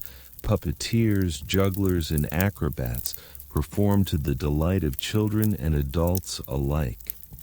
And of course, there was the rambunctious temporary district of taverns, alehouses, and gaming dens that catered to the fair's visitors. But the Stourbridge Fair was more than just a giant party. It played a vital economic role. For many merchants and tradesmen, the money they made at this fair could sustain them for the rest of the year. The universities of Oxford and Cambridge relied on the Stourbridge Fair as a major source for the year's supplies, and the tax revenues collected at the fair swelled the king's coffers as well. Unfortunately, like many aspects of medieval life, attending a major fair could also be hazardous. Outbreaks of disease sometimes spread rapidly in the crowded conditions. Fires posed a constant danger in the close-packed temporary stall cities, and the large concentrations of wealth inevitably drew thieves and scammers. To help keep order and settle disputes, a special court known as the Court of Pie Powders was set up at most large fairs. This rather strange name comes from the French pieds poudreux, meaning dusty feet, likely referring to the throngs of fairgoers stirring up the dirt. These temporary courts, based on merchant law, allowed for swift resolution of conflicts that arose during the fair. As the Middle Ages gave way to the early modern era in the 1500s and 1600s, the Stourbridge Fair gradually declined from its former preeminence. The growth of London as England's dominant commercial center, increasing international maritime trade, and the advent of shops open year-round all contributed to its demise. By the 1700s, the once mighty fair had dwindled to a shadow of its former self before vanishing altogether. But for several centuries, the Stourbridge Fair reigned as the indisputable highlight of the medieval English trade calendar. A whirling, sprawling, riotous melange of high commerce and lowbrow amusements, where for a few glorious weeks the usual rules and rhythms of life were suspended. It must have been an incredible spectacle to behold, a grand finale to the fleeting warm days before the onset of another long, lean winter. As we draw near the end of our look at the wild world of medieval pastimes and entertainments, it's fascinating to consider just how important a role these festivities played in the lives of people long ago. From spirited jousts to dizzying trade fairs, they offered not just diversion, but real meaning and much-needed breaks from the unrelenting labor and hardships that most endured. In a time before mass communication and easy travel, events like tournaments and festivals were cherished chances to come together as a community to experience something new and exciting. The pageantry of a joust, the sensory overload of a fair, the bawdy antics of a jester, these joys were all the sweeter for their rarity. Of course, as with many aspects of history, we have to be careful not to over-romanticize the past. For the vast majority of people, leisure time was a luxury and daily survival a constant struggle. Many of the entertainments we've discussed were largely the preserve of the wealthy and privileged, and even the fun could be rough. Injuries and deaths were common at tournaments, and drunken brawls a regular occurrence at fairs. But that makes the resilience and ingenuity of medieval people all the more remarkable. In a world so full of obstacles and adversity, they still found ways to come together and celebrate, to infuse their difficult lives with color and excitement. Just like people in every place and period of history, they showed that indomitable human urge to make meaning and seek joy even in the unlikeliest of circumstances. So, while it's easy to dismiss the Middle Ages as a backward, barbaric time, the truth is always more complex. The more we learn about the beliefs, struggles, and daily experiences of medieval people, the more we may recognize some of our own hopes and fears reflected back at us. At the end of the day, across the vast gulf of centuries, they were not so different from us. Just humans doing their best with the lot they were given, finding what joy and meaning they could along the way.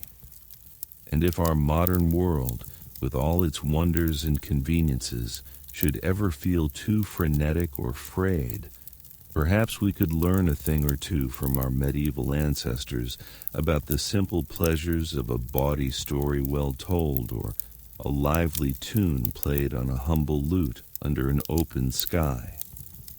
But for now, the sights and sounds of our imaginary Stourbridge Fair begin to gently recede as weariness draws its soft cloak about us.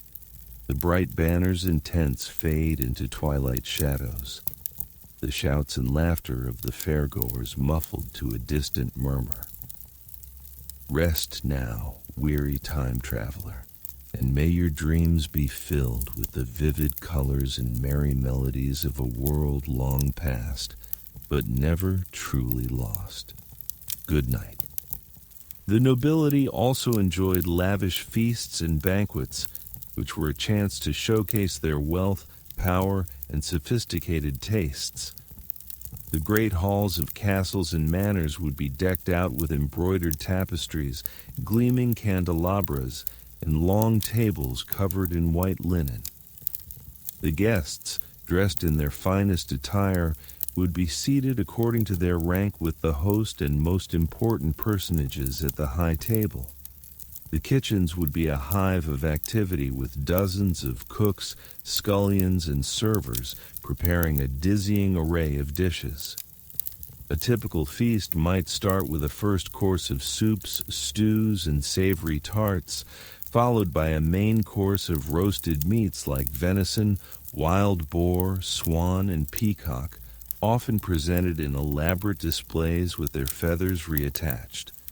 Alongside the meats, there would be a variety of side dishes, including freshwater fish, eels, lobster, oysters, salads, and a plethora of vegetables like peas, asparagus, and artichokes. The finest delicacies were flavored with exotic and expensive spices like saffron, ginger, cloves, and nutmeg, which were imported from distant lands at great cost. Diners would eat off of trenchers, which were flat rounds of stale bread that served as an edible plate.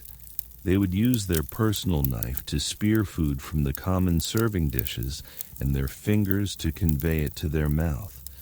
Forks were not in common use yet. Between courses, the trenchers would be given as alms to the poor. Wine, ale, and mead flowed freely from ornate goblets and drinking horns. A royal feast could feature up to 7 courses and last for many hours, often with musicians, jesters, and other entertainments between the courses.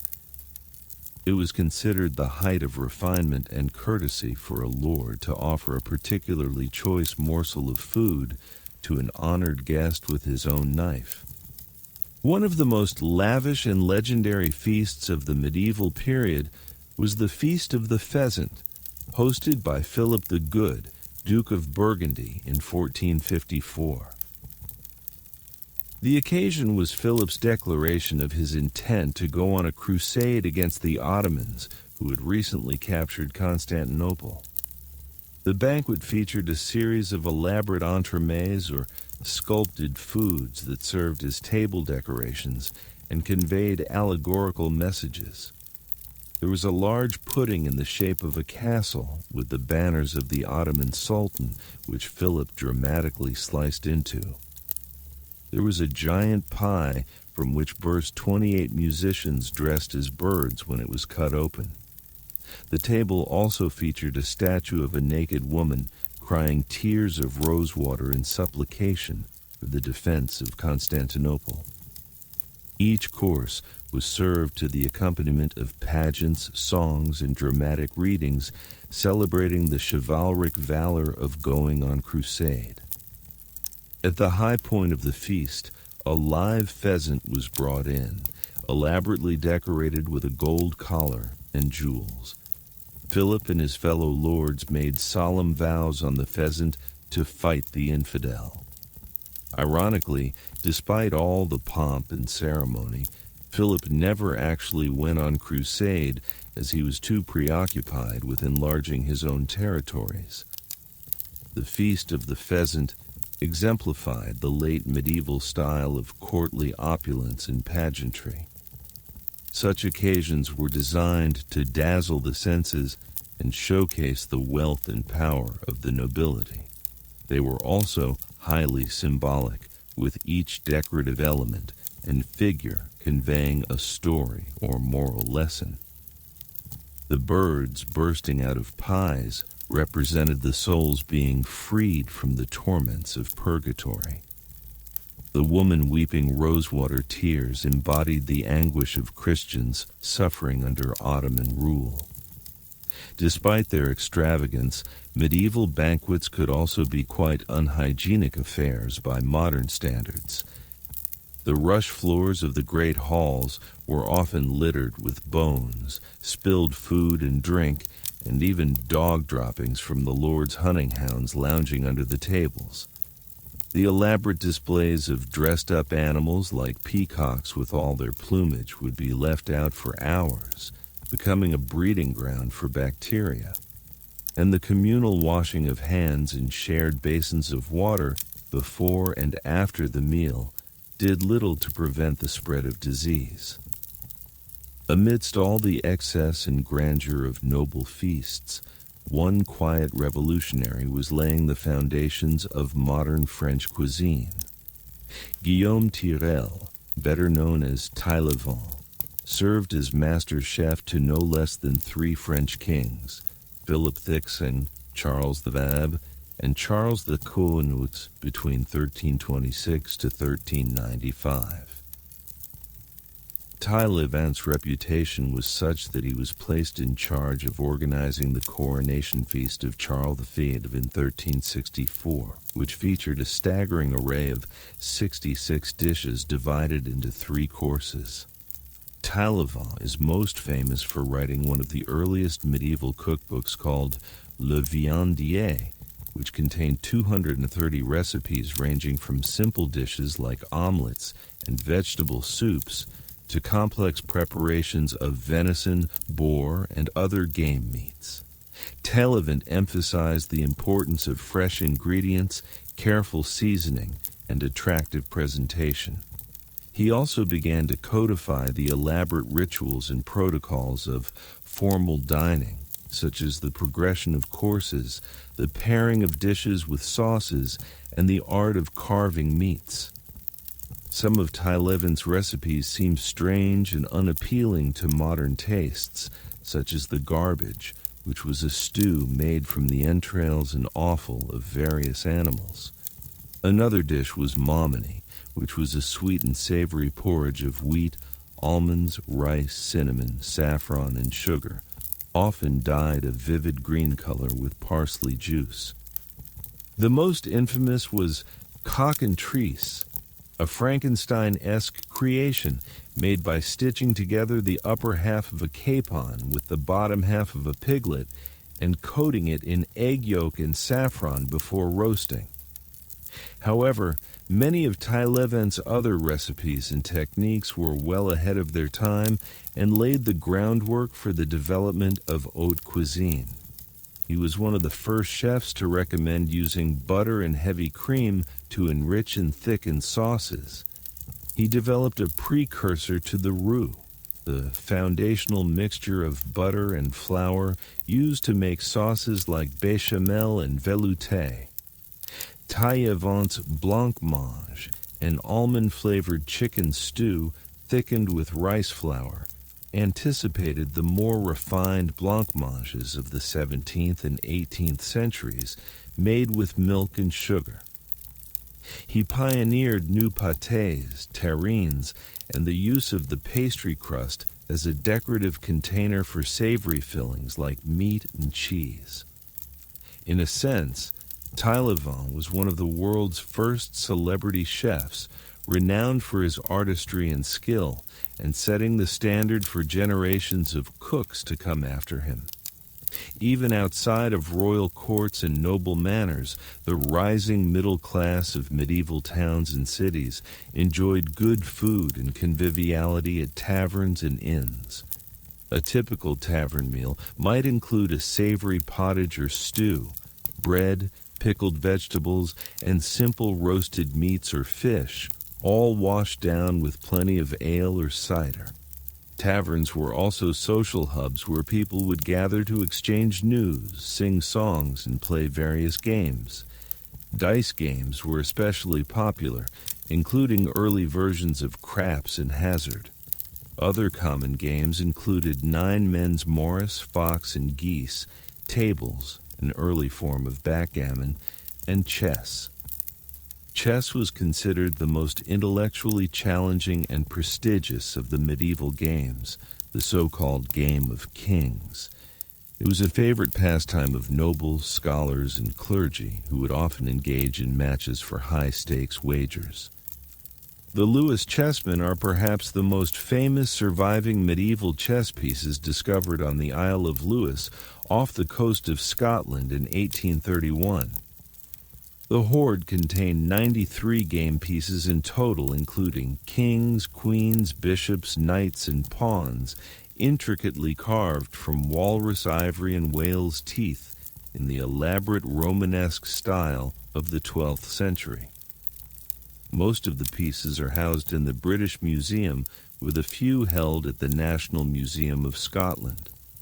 The Lewis chessmen capture the vibrant and imaginative spirit of medieval craftsmen.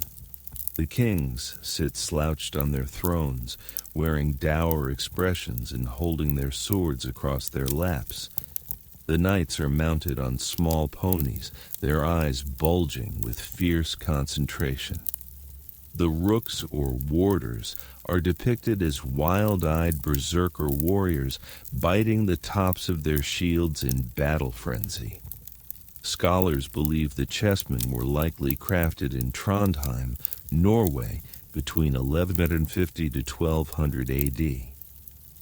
At that time, the Isle of Lewis was part of the Kingdom of Norway, and the presence of such a rich hoard suggests it may have belonged to a high-ranking noble who was traveling through the area. Archaeologists speculate that the chessmen may have been concealed during a shipwreck or buried by a merchant en route to trading markets in Ireland. The Lewis chessmen are not only exquisite works of art, but also a window into the popular pastimes and material culture of the medieval nobility. Chess was more than just a frivolous game. It was seen as a way to sharpen strategic thinking, hone courtly graces, and display cultured tastes. Possessing an ornate set of chessmen carved from expensive materials like ivory was a mark of social status and prestige. One of the most chess-obsessed medieval monarchs was King Alfonso X of Castile, also known as Alfonso the Wise. Alfonso was a renowned scholar and patron of the arts who wrote extensively on a wide range of topics including science, law, history, and music. In 1283, he commissioned the production of a lavishly illustrated manuscript called the Book of Games, or Libro de los Juegos in Spanish. The Book of Games is one of the most important sources we have on medieval games and their rules. It contains 97 pages of detailed descriptions and color illustrations of various games, primarily chess, dice, and tables. The chess problems in particular are highly advanced and complex, attesting to Alfonso's skill and passion for the game. Interestingly, the book also includes astrological charts linking certain dice rolls to the influence of the planets and the zodiac. This reflects the medieval belief in the interconnectedness of all aspects of the cosmos and how even seemingly random games of chance could be imbued with deeper symbolic meaning. Alfonso was not alone in his love of gambling.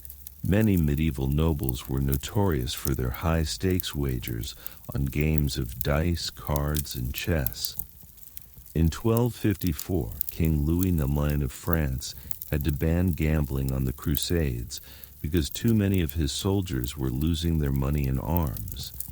In England, King Henry VIII was known to lose vast sums at dice and cards, contributing to the depletion of the royal treasury. Perhaps the most extravagant expression of the medieval passion for gambling was the ridotto, or private gambling house established in Venice in 1638. The ridotto was essentially an early casino featuring various rooms and tables for playing games like basetta, biribi, and dice. It catered to the wealthy nobility and was famous for its opulent decor with gilded mirrors, plush carpets, and frescoed ceilings. The ridotto set the stage for the development of casinos and gambling resorts in the modern era. But it also reflects the timeless human fascination with games of chance and skill, the thrill of risk and reward, and the desire to test one's luck and prowess against others. From the humblest tavern dice games to the game of kings played with ornate ivory chessmen, medieval pastimes reveal the ingenuity and playfulness of the human spirit across the ages. Of course, no medieval nobleman's prestige was complete without a love of hunting, the true sport of kings. Hunting was not just a recreational pastime, but also an important symbolic ritual that affirmed rank, martial prowess, and dominion over nature. Great lords maintained vast hunting parks called forests, chases, or warrens, where they alone had the right to hunt game like deer, boar, and hare. These parks were patrolled by gamekeepers and foresters who prevented poaching by commoners on pain of severe punishment. A nobleman's hunting retinue was a microcosm of the medieval social order. At the top was the lord himself, often on horseback, armed with a sword, lance, or bow.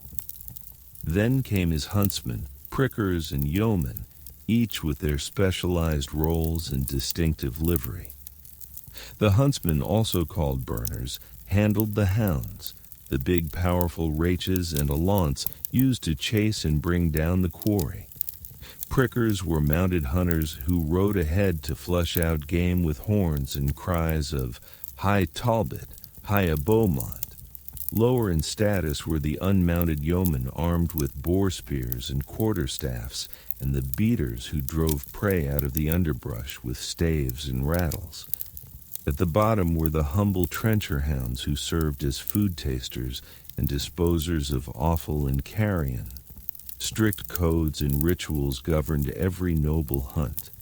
The type of game hunted, the weapons used, and even the cuts of meat one was entitled to, all depended on one's place in the feudal hierarchy. A lord was expected to know the proper terminology for every aspect of the hunt, from the fumettes or droppings of the heart to the curé, the elaborate butchering and feeding of the carcass to the hounds. Few lords were more passionate about hunting than Philip the Bold, Duke of Burgundy. Philip was a larger-than-life figure who embodied the pageantry and excess of the Burgundian court in the 14th century. He inherited one of the largest and richest duchies in Europe, encompassing not just Burgundy, but also Flanders, Brabant, and Holland. Philip used his vast wealth to indulge his love of fine art, music, tournaments, and above all, the thrill of the chase. Philip's court was renowned for its opulence and spectacle, with lavish banquets, masques, and entertainments. But it was his hunting expeditions that truly showcased his power and prestige. The Duke's hunting retinue could number over 1,000 men with hundreds of hounds, horses, and hawks. They would set out in a vast, colorful procession, with trumpets blaring and banners snapping in the wind, led by Philip himself in resplendent hunting attire. One of Philip's favorite hunting grounds was the forest of Crécy, near his castle of Hesdin in Picardy. There, in 1387, Philip hosted a legendary hunting party for his brother, King Charles VI of France, and his uncles, the Dukes of Berry and Bourbon. The forest was stocked with a staggering array of game, including deer, boar, wolves, foxes, hares, and birds. The hunters rode out at dawn, divided into 4 parties, each led by one of the royal dukes. Philip, as the host, had the privilege of leading the first chase. According to the chronicler Jean Froissart, the duke's hounds quickly flushed out a hart of 10, a magnificent stag which led them on a wild chase through the forest. The hart finally sought refuge in a small pond where it was surrounded by the baying hounds. But rather than let the hounds make the kill, Philip dismounted and approached the stag on foot, lance in hand. In a show of martial valor, he dispatched the hart with a single thrust of his spear to the cheers of his fellow hunters. The bloody carcass was then carried back to the castle in a triumphal procession to be butchered and served at the evening banquet in Philip's great hall. This ritual of personally killing the stag was deeply significant in medieval hunting culture. It was a symbolic reenactment of the mythical chase of the white stag, an elusive, almost supernatural creature that led the hunter into the enchanted realm of the forest. Slaying the stag was seen as a test of courage, skill, and virility, a way for a lord to prove his worth as a warrior and a man. For Philip, the art of hunting was inseparable from the art of war. He was a fierce and canny military commander who fought in some of the most important battles of the 100 Years' War between England and France. In 1382, Philip led the French army to a decisive victory over the rebellious weavers and artisans of Flanders at the Battle of Rosebecque. He was also a key player in the complex web of negotiations, marriages, and treaties that shaped the political landscape of late medieval Europe. But perhaps Philip's greatest legacy was his role in transforming Burgundy into a cultural and artistic powerhouse that rivaled the great city-states of Italy. He patronized some of the most celebrated Flemish artists of the day, including the sculptor Klaus Schluter and the painter Melchior Bruderlam. The illuminated manuscripts, tapestries, and goldsmiths' work commissioned by Philip's court set a new standard of virtuosity and sophistication. This opulence reached its apex in Philip's grandson, Philip the Good, and his legendary Feast of the Pheasant, which we described earlier. But Philip the Bold set the stage for Burgundy's cultural ascendancy through his savvy blend of martial prowess, political cunning, and artistic patronage. The rituals of the hunt were an essential part of this package, projecting an image of noble power and prestige that dazzled contemporaries and echoed through the ages. Of course, hunting was not just the preserve of great dukes and kings.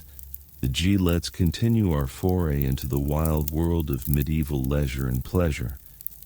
But before we get too carried away, I must caution that the nobility tended to have all the fun, while life was no carnival for the toiling peasants. You see, 90% of the population were serfs, virtual slaves bound to the land, breaking their backs to grow food for the other 10%, those lucky, plucky nobles. Even so, the commoners found time between backbreaking labor for a few simple amusements of their own. I suppose you could say they were experts at making their own fun. Imagine yourself a humble medieval peasant.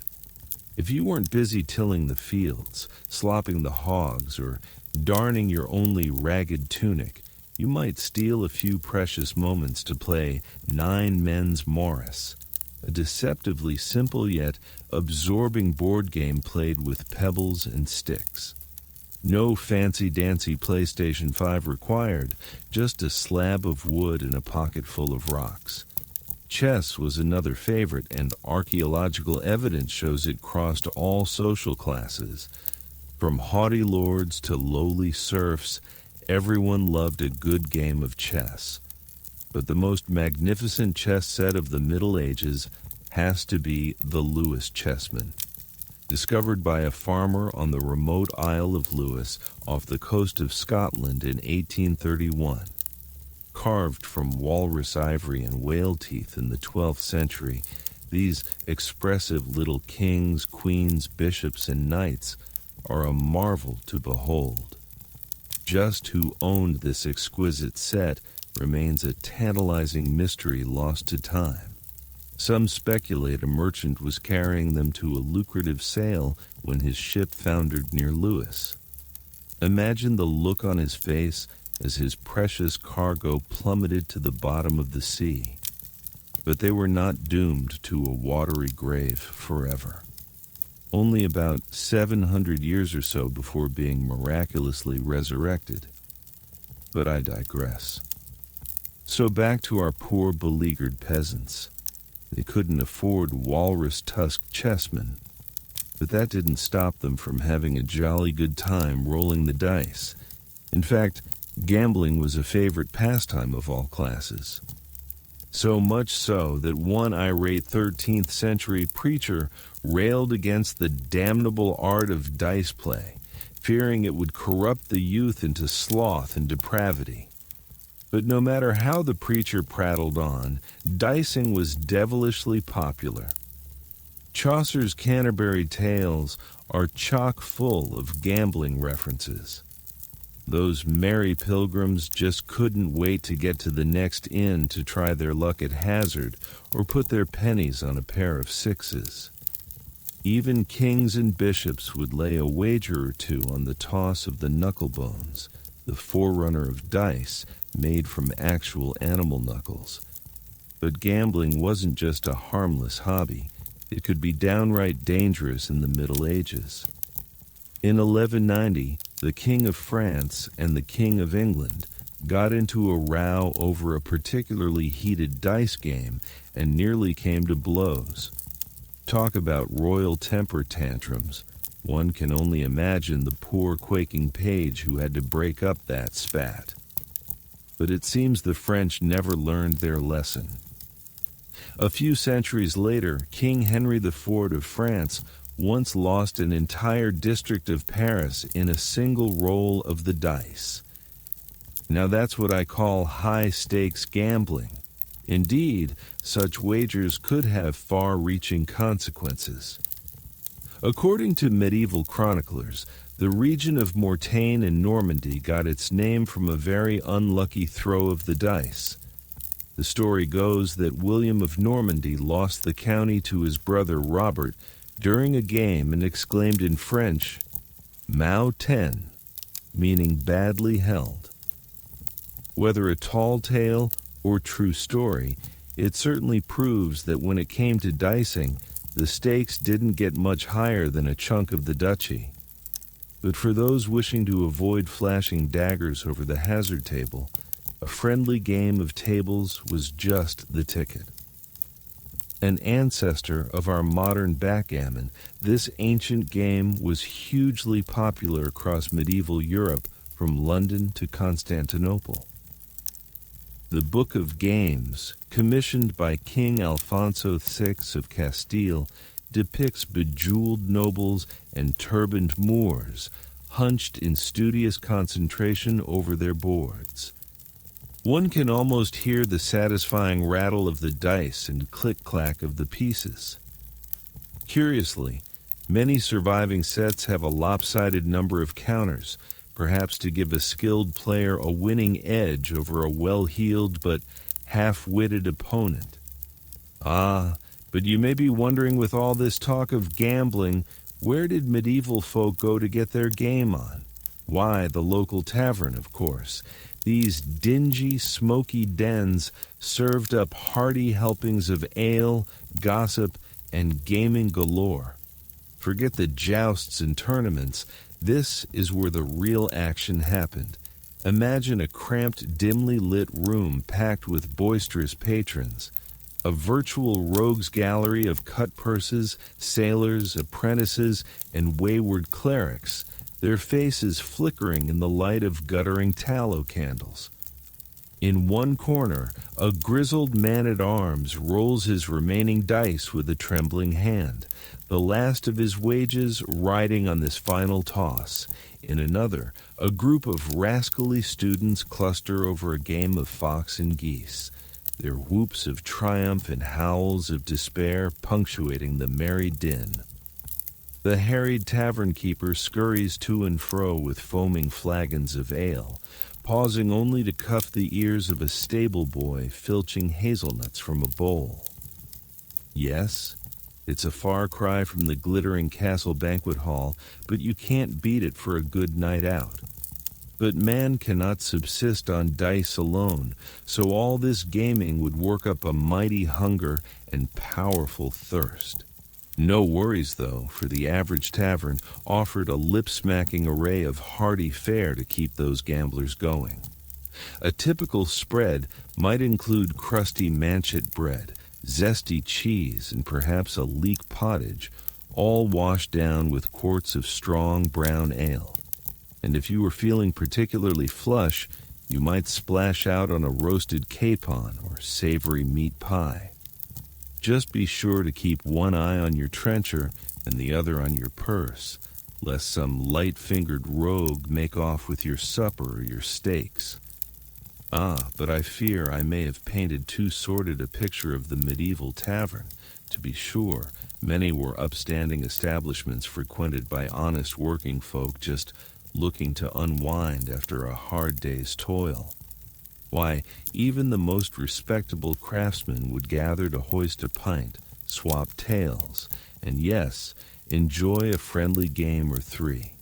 The tanner might try his hand against the cooper, the girdler against the glover, their good-natured ribbing and occasional oaths echoing into the wee hours. But gaming wasn't the only entertainment on offer at your local medieval watering hole. If you were lucky, a wandering minstrel might drop by to ply his trade, brightening up the evening with sprightly tunes and stirring tales of heroic deeds. A skilled recounting of Gawain and the Green Knight could make you forget the flea bites and watered-down wine for a little while anyway. Other nights, you might be treated to the antics of a jester or a troupe of tumblers, their daring acrobatics and ribald japes, coaxing chuckles and cheers from even the most dour-faced patrons. Of course, such diversions were not without risk. One false move and an ambitious acrobat could wind up face first in a patron's pottage. I imagine more than one vacationing pope or lofty lord found himself wearing his soup after a juggling feat gone awry. But no form of medieval tavern entertainment could top the spectacle of the dancing bear. That's right. For a few coins, you could watch a shaggy, hulking beast lumber and sway to the mournful strains of a hurdy-gurdy. Just how the bear felt about his part in the act remains a historical mystery, but one suspects even the promise of a sticky bun or two failed to erase the indignity of it all. Indeed, animal welfare was not exactly top priority in the Middle Ages, but tavern bears were downright domesticated compared to the ferocious creatures stalked by noble hunters in the wild woods beyond the castle walls. Oh yes, hunting was the sport of kings and princes long before polo ponies and cricket bats, and any self-respecting medieval monarch worth his salt kept a well-stocked hunting lodge or two. Imagine yourself a guest at one of these rustic yet luxurious retreats. After a night spent on goose-down mattresses and Flemish-laced sheets, you rise at dawn to join the royal hunting party. Outside, dozens of keen-nosed hounds strain at their leashes, their barks and bays shattering the misty morning calm. Liveried pages scurry to and fro, bearing gleaming hunting horns and tooled leather saddles. And what a resplendent sight are the nobles themselves in their fur-trimmed cloaks and rich velvet gowns. But don't be fooled by all the pomp and pageantry. This is no pony ride in the park. A medieval hunt was a hardcore, often dangerous affair. You see, the nobles weren't tracking bunnies and badgers. Oh no, they were going after savage wild boar, fierce bears, and swift deadly stags. Those picturesque tapestries of dainty lords and ladies prancing after a fluffy snow-white unicorn. Pure poppycock propaganda spun by wily craftsmen looking to line their pockets with ducats from doe-eyed damsels.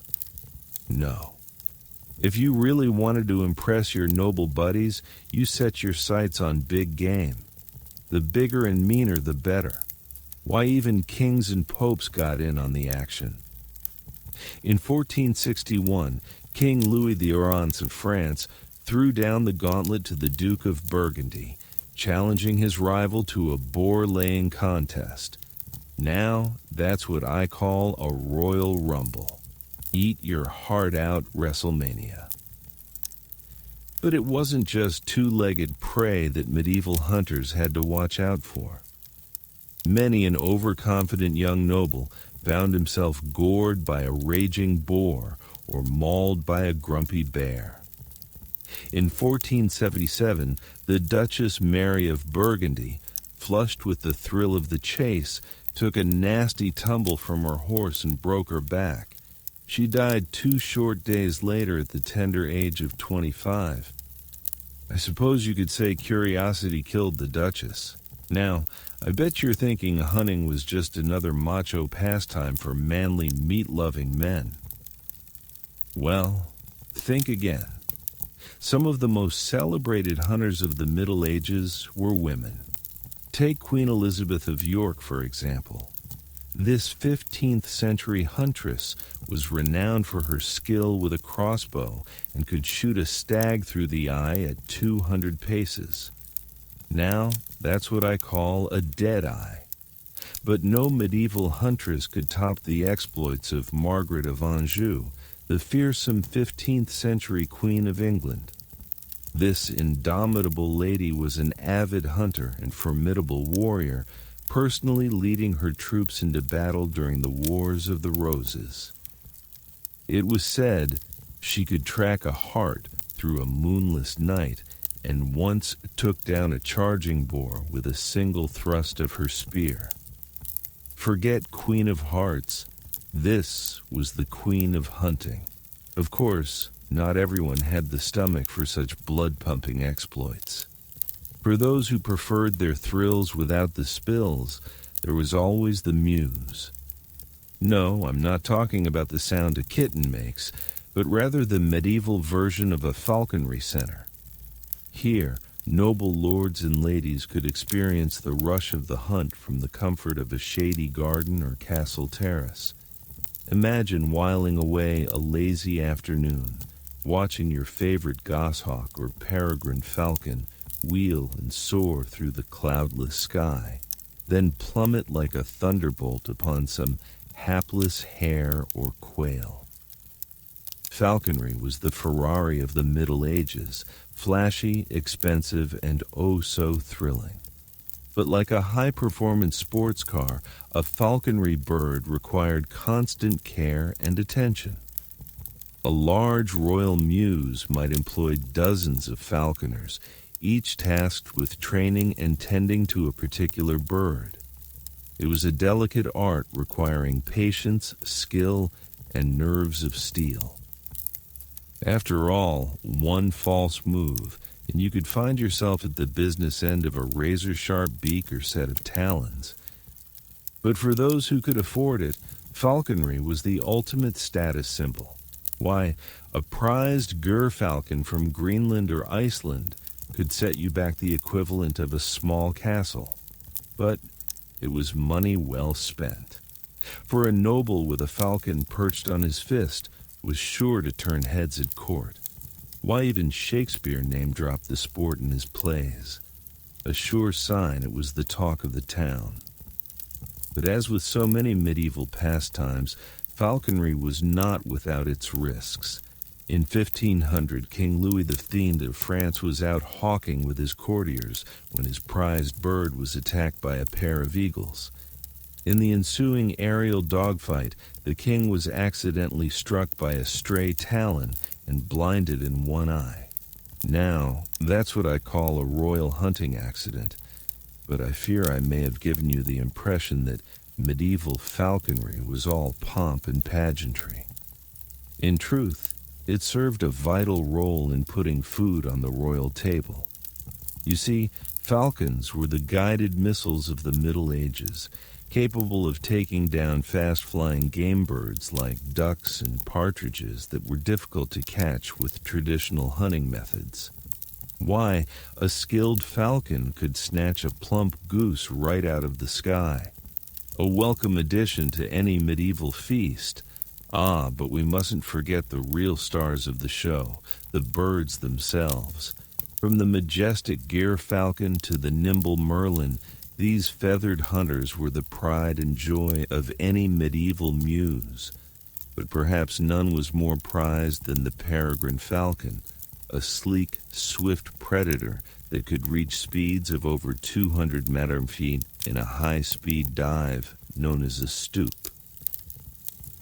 Watching one of these magnificent birds plummet from the heavens to strike its quarry was a sight that would make even the most jaded noble's heart skip a beat.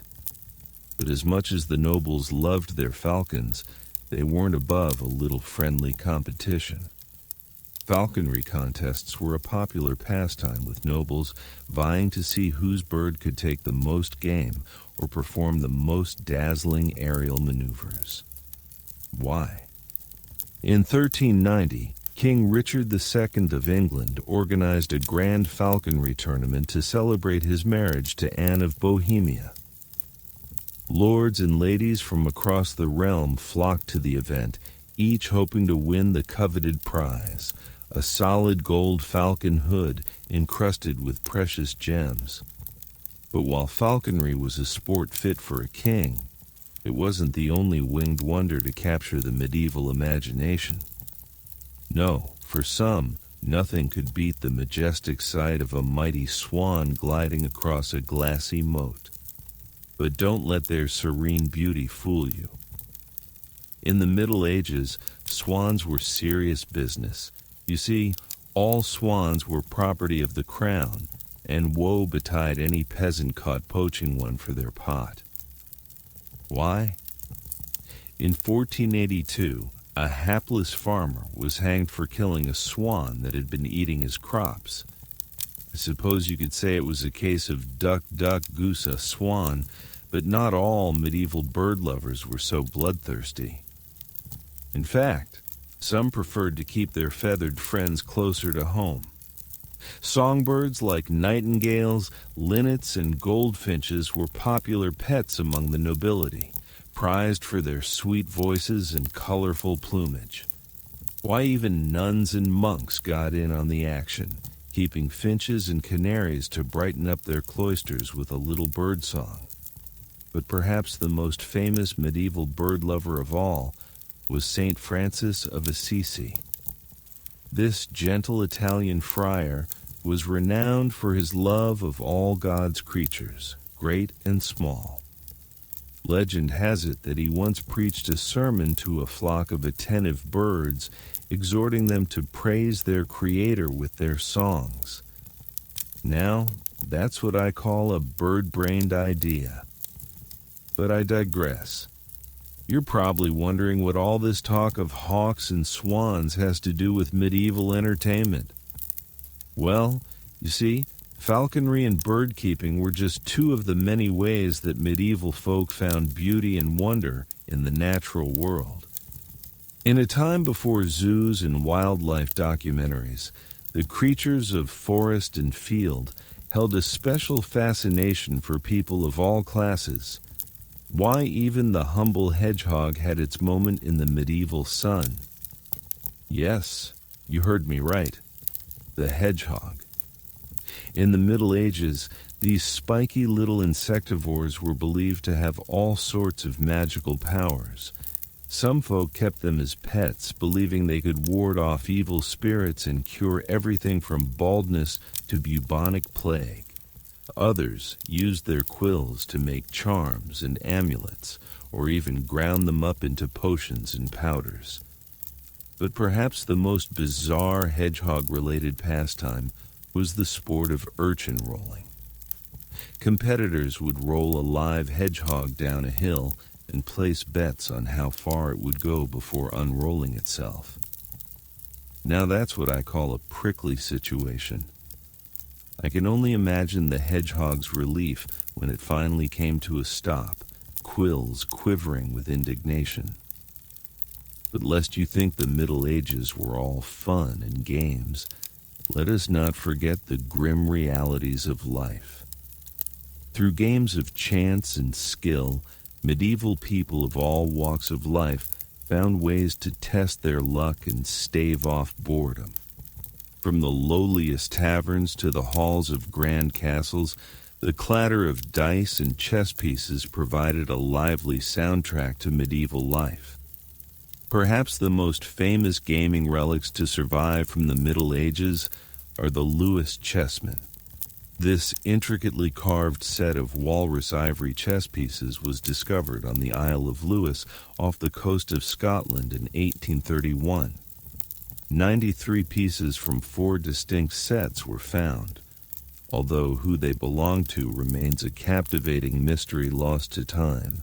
The Lewis chessmen are believed to have been made in Trondheim, Norway, in the 12th century, based on their ornate Romanesque style. The kings, queens, bishops, knights, and warders are depicted as solemn figures sitting with swords across their laps or grasping their faces deep in thought. One can imagine a wealthy Norwegian noble commissioning the set only to have them go missing on a voyage across the sea. The superstitious crew perhaps casting the idolatrous chessmen overboard in the smoky den of a medieval tavern.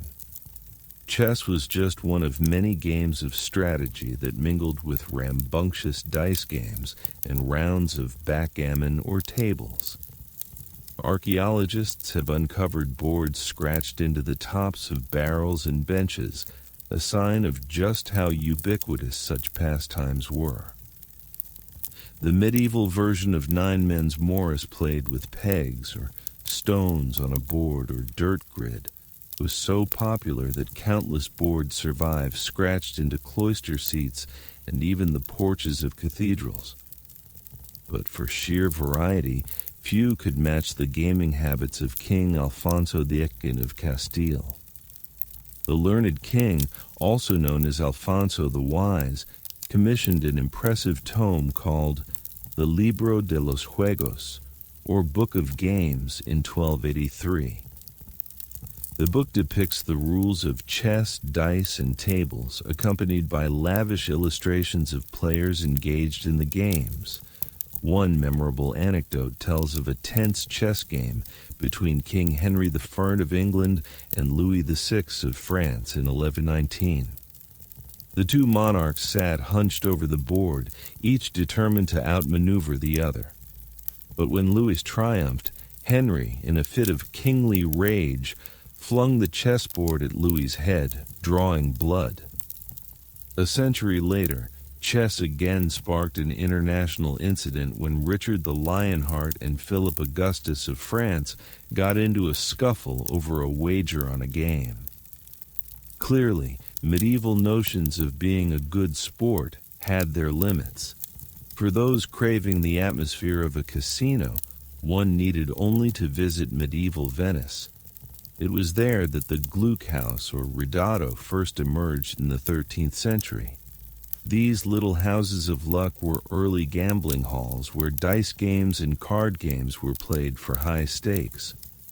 Situated in private wings of palazzos, the well-heeled patrons of the ridotto lounged on Turkish carpets, played games like tarot and primero, and enjoyed sweetmeats and chilled wine between turns. But of course, man cannot live on gaming alone. The medieval nobility had more refined tastes when it came to leisure, and nothing was more synonymous with their privileged status than the thrill of the hunt. Hunting was far more than a mere pastime for the nobility. It was an all-encompassing way of life, one deeply entwined with prestige, pageantry, and power. Few exemplified the medieval aristocratic love of the hunt more than Mary of Burgundy. The Duchess of Burgundy, Mary was one of the wealthiest women in Europe, renowned for her patronage of the arts. But above all, Mary adored hunting and falconry. As an expert rider and hawk trainer, she thought nothing of spending long days in the saddle pursuing quarry. Tragically, Mary's life was cut short at the age of 25 when she insisted on riding out to hunt just weeks after a difficult childbirth. Galloping through the forest, her horse tripped, and Mary was thrown against a tree, breaking her back. She languished in agony for days before finally succumbing to her injuries. The whole of Burgundy mourned their vivacious, sports-loving duchess. The medieval noble hunt was a grand affair, a portable festival that unfolded across the landscape. A sea of colorful silk tents and pavilions would spring up in forest clearings, with portable tapestries and furnishings transforming the rustic camps into something fit for aristocratic tastes. The chief huntsman or master of game oversaw a small army of foresters, dog handlers, and beaters who worked to drive deer and boar within range of the noble hunters. The protocol of the hunt was deeply serious to the medieval nobility, with an elaborate system of rituals governing every aspect. Special hunting horns sounded unique calls for different prey or parts of the chase. At the end of a successful hunt, the hunters and hounds were honored in a solemn ceremony. The deer's entrails and organs were spread out on its hide in a precise arrangement and offered to the dogs as a reward. But the spectacle of the noble hunt paled in comparison to the sheer exoticism and novelty of traveling entertainers. In a time long before Netflix, these roving troops of musicians, poets, acrobats, and jugglers brought much-needed diversion to the farthest-flung corners of medieval Europe. Perhaps the most storied example of a performer-turned-power broker is Thomas Becket. Before becoming a man of the cloth, Becket served as a minstrel in the court of Theobald of Bec, the Archbishop of Canterbury in the 12th century. There, Becket's quick wit and lyrical talents caught the attention of King Henry II, who appointed him Lord Chancellor in 1155. Becket and Henry became inseparable friends, partners in youthful revels and shenanigans. But their relationship soured when Becket was appointed Archbishop of Canterbury and took his spiritual duties far more seriously than Henry had anticipated. The rift culminated in 1170, when in a fit of rage, Henry allegedly cried, "Who will rid me of this turbulent priest?" 4 of Henry's knights took this as a royal command. They rode to Canterbury Cathedral, where they confronted Becket, drew their swords, and brutally murdered him on the altar steps. Becket's shocking martyrdom reverberated throughout Christendom. Miracles were reported at his tomb, and Canterbury became a major pilgrimage site, forever linked to Becket's memory. Of course, few minstrels could dream of rising to such lofty heights or suffering such a dramatic demise. For most, a life on the road was one of hardship and uncertainty, forever chasing the next meal or a dry place to lay one's head. They were the medieval equivalent of starving artists.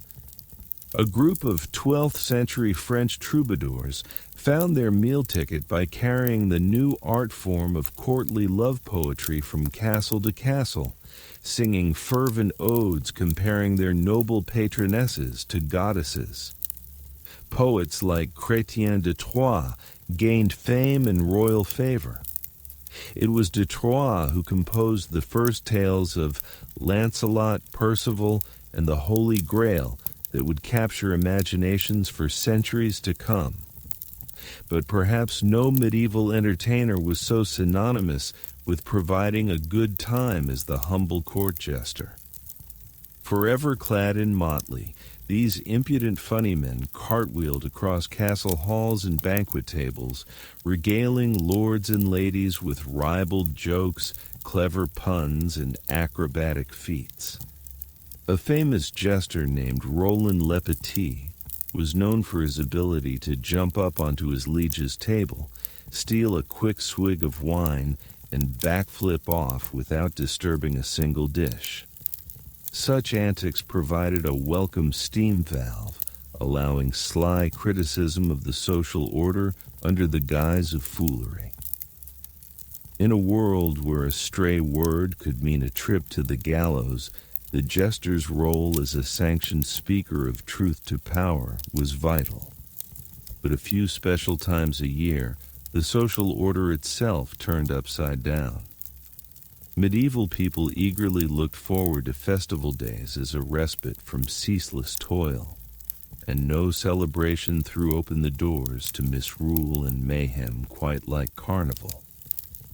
With roots in Roman winter revelries, Carnival flourished in medieval Europe as a final burst of excess before the privations of Lent. This farewell to flesh reached its most riotous heights in 15th century Burgundy under the Dukes Philip the Good and Charles the Bold. For days, the streets of Bruges and Ghent became one continuous party with lavish parades, bonfires, and open-air feasts. Elaborate costumes allowed revelers to shed their everyday identities and indulge their wilder natures. Role reversals were common with the poor, dressing as priests or nobles and vice versa. A lord of misrule was often elected to serve as a mock ruler who gleefully parodied the decrees of church and state. Such egalitarian antics foreshadowed the Feast of Fools held each December, when a lowly boy bishop ruled over even the highest church officials. This carnival spirit of social inversion provided a safety valve, however brief, from the rigid medieval hierarchy. But carnival was not the only time when medieval people let loose. Trade fairs vital to the medieval economy doubled as rambunctious festivals, complete with sideshows and entertainments, sprawling across town squares or open fields. Fairs like England's St. Bartholomew Fair became known as a Bartholomew baby for the sheer number of unplanned pregnancies that followed each year. For a few precious days, peasants and nobles alike browsed stalls piled high with Flemish woolens, Venetian glassware, and exotic spices. They gaped at performing animals and hired freak shows. They guffawed at bawdy farces and mystery plays performed by amateur troupes. For a few silver pennies, the so-called Bartholomew birds could purchase mead and grilled pork pies, perhaps served by a comely tavern girl with a risque reputation. Such revelry no doubt provided a welcome escape from the drudgery and danger of medieval life. In an age when few could expect to see their 40th birthday, the promise of a few days of wine, laughter, and forgetting at the fair made the backbreaking labor in between seem almost worthwhile. And so, as our tryst with the wild and woolly world of medieval merriment draws to a close, one can't help but ponder what future generations might think of our own pastimes. Will scholars a millennium hence marvel at our football and pumpkin spice latte rituals? Puzzle over the allure of binge-watching prestige television? One thing is certain, the human need for diversion is as old as civilization itself. However technologies and fashions might shift, we remain a species deeply driven to amuse ourselves by any means necessary. So, as you drift off, soothed by these medieval revels recounted, this humble narrator wishes you a restful slumber filled with visions of gallant knights and puckish jesters. If these tales of olden days brought a smile to your sleepy face, do consider hoisting a flag in my honor with a like or subscribe. It would be most heartily appreciated, my lords and ladies. And so to sleep. Perchance to dream of a time when iPhones were the stuff of sorcery and the biggest influencer in the land was the Pope. Those were the days, my friend. We thought they'd never end. But end this evening's bedtime story must, leaving you to your well-earned medieval repose. Sweet dreams, fair listener, and fare thee well till next week.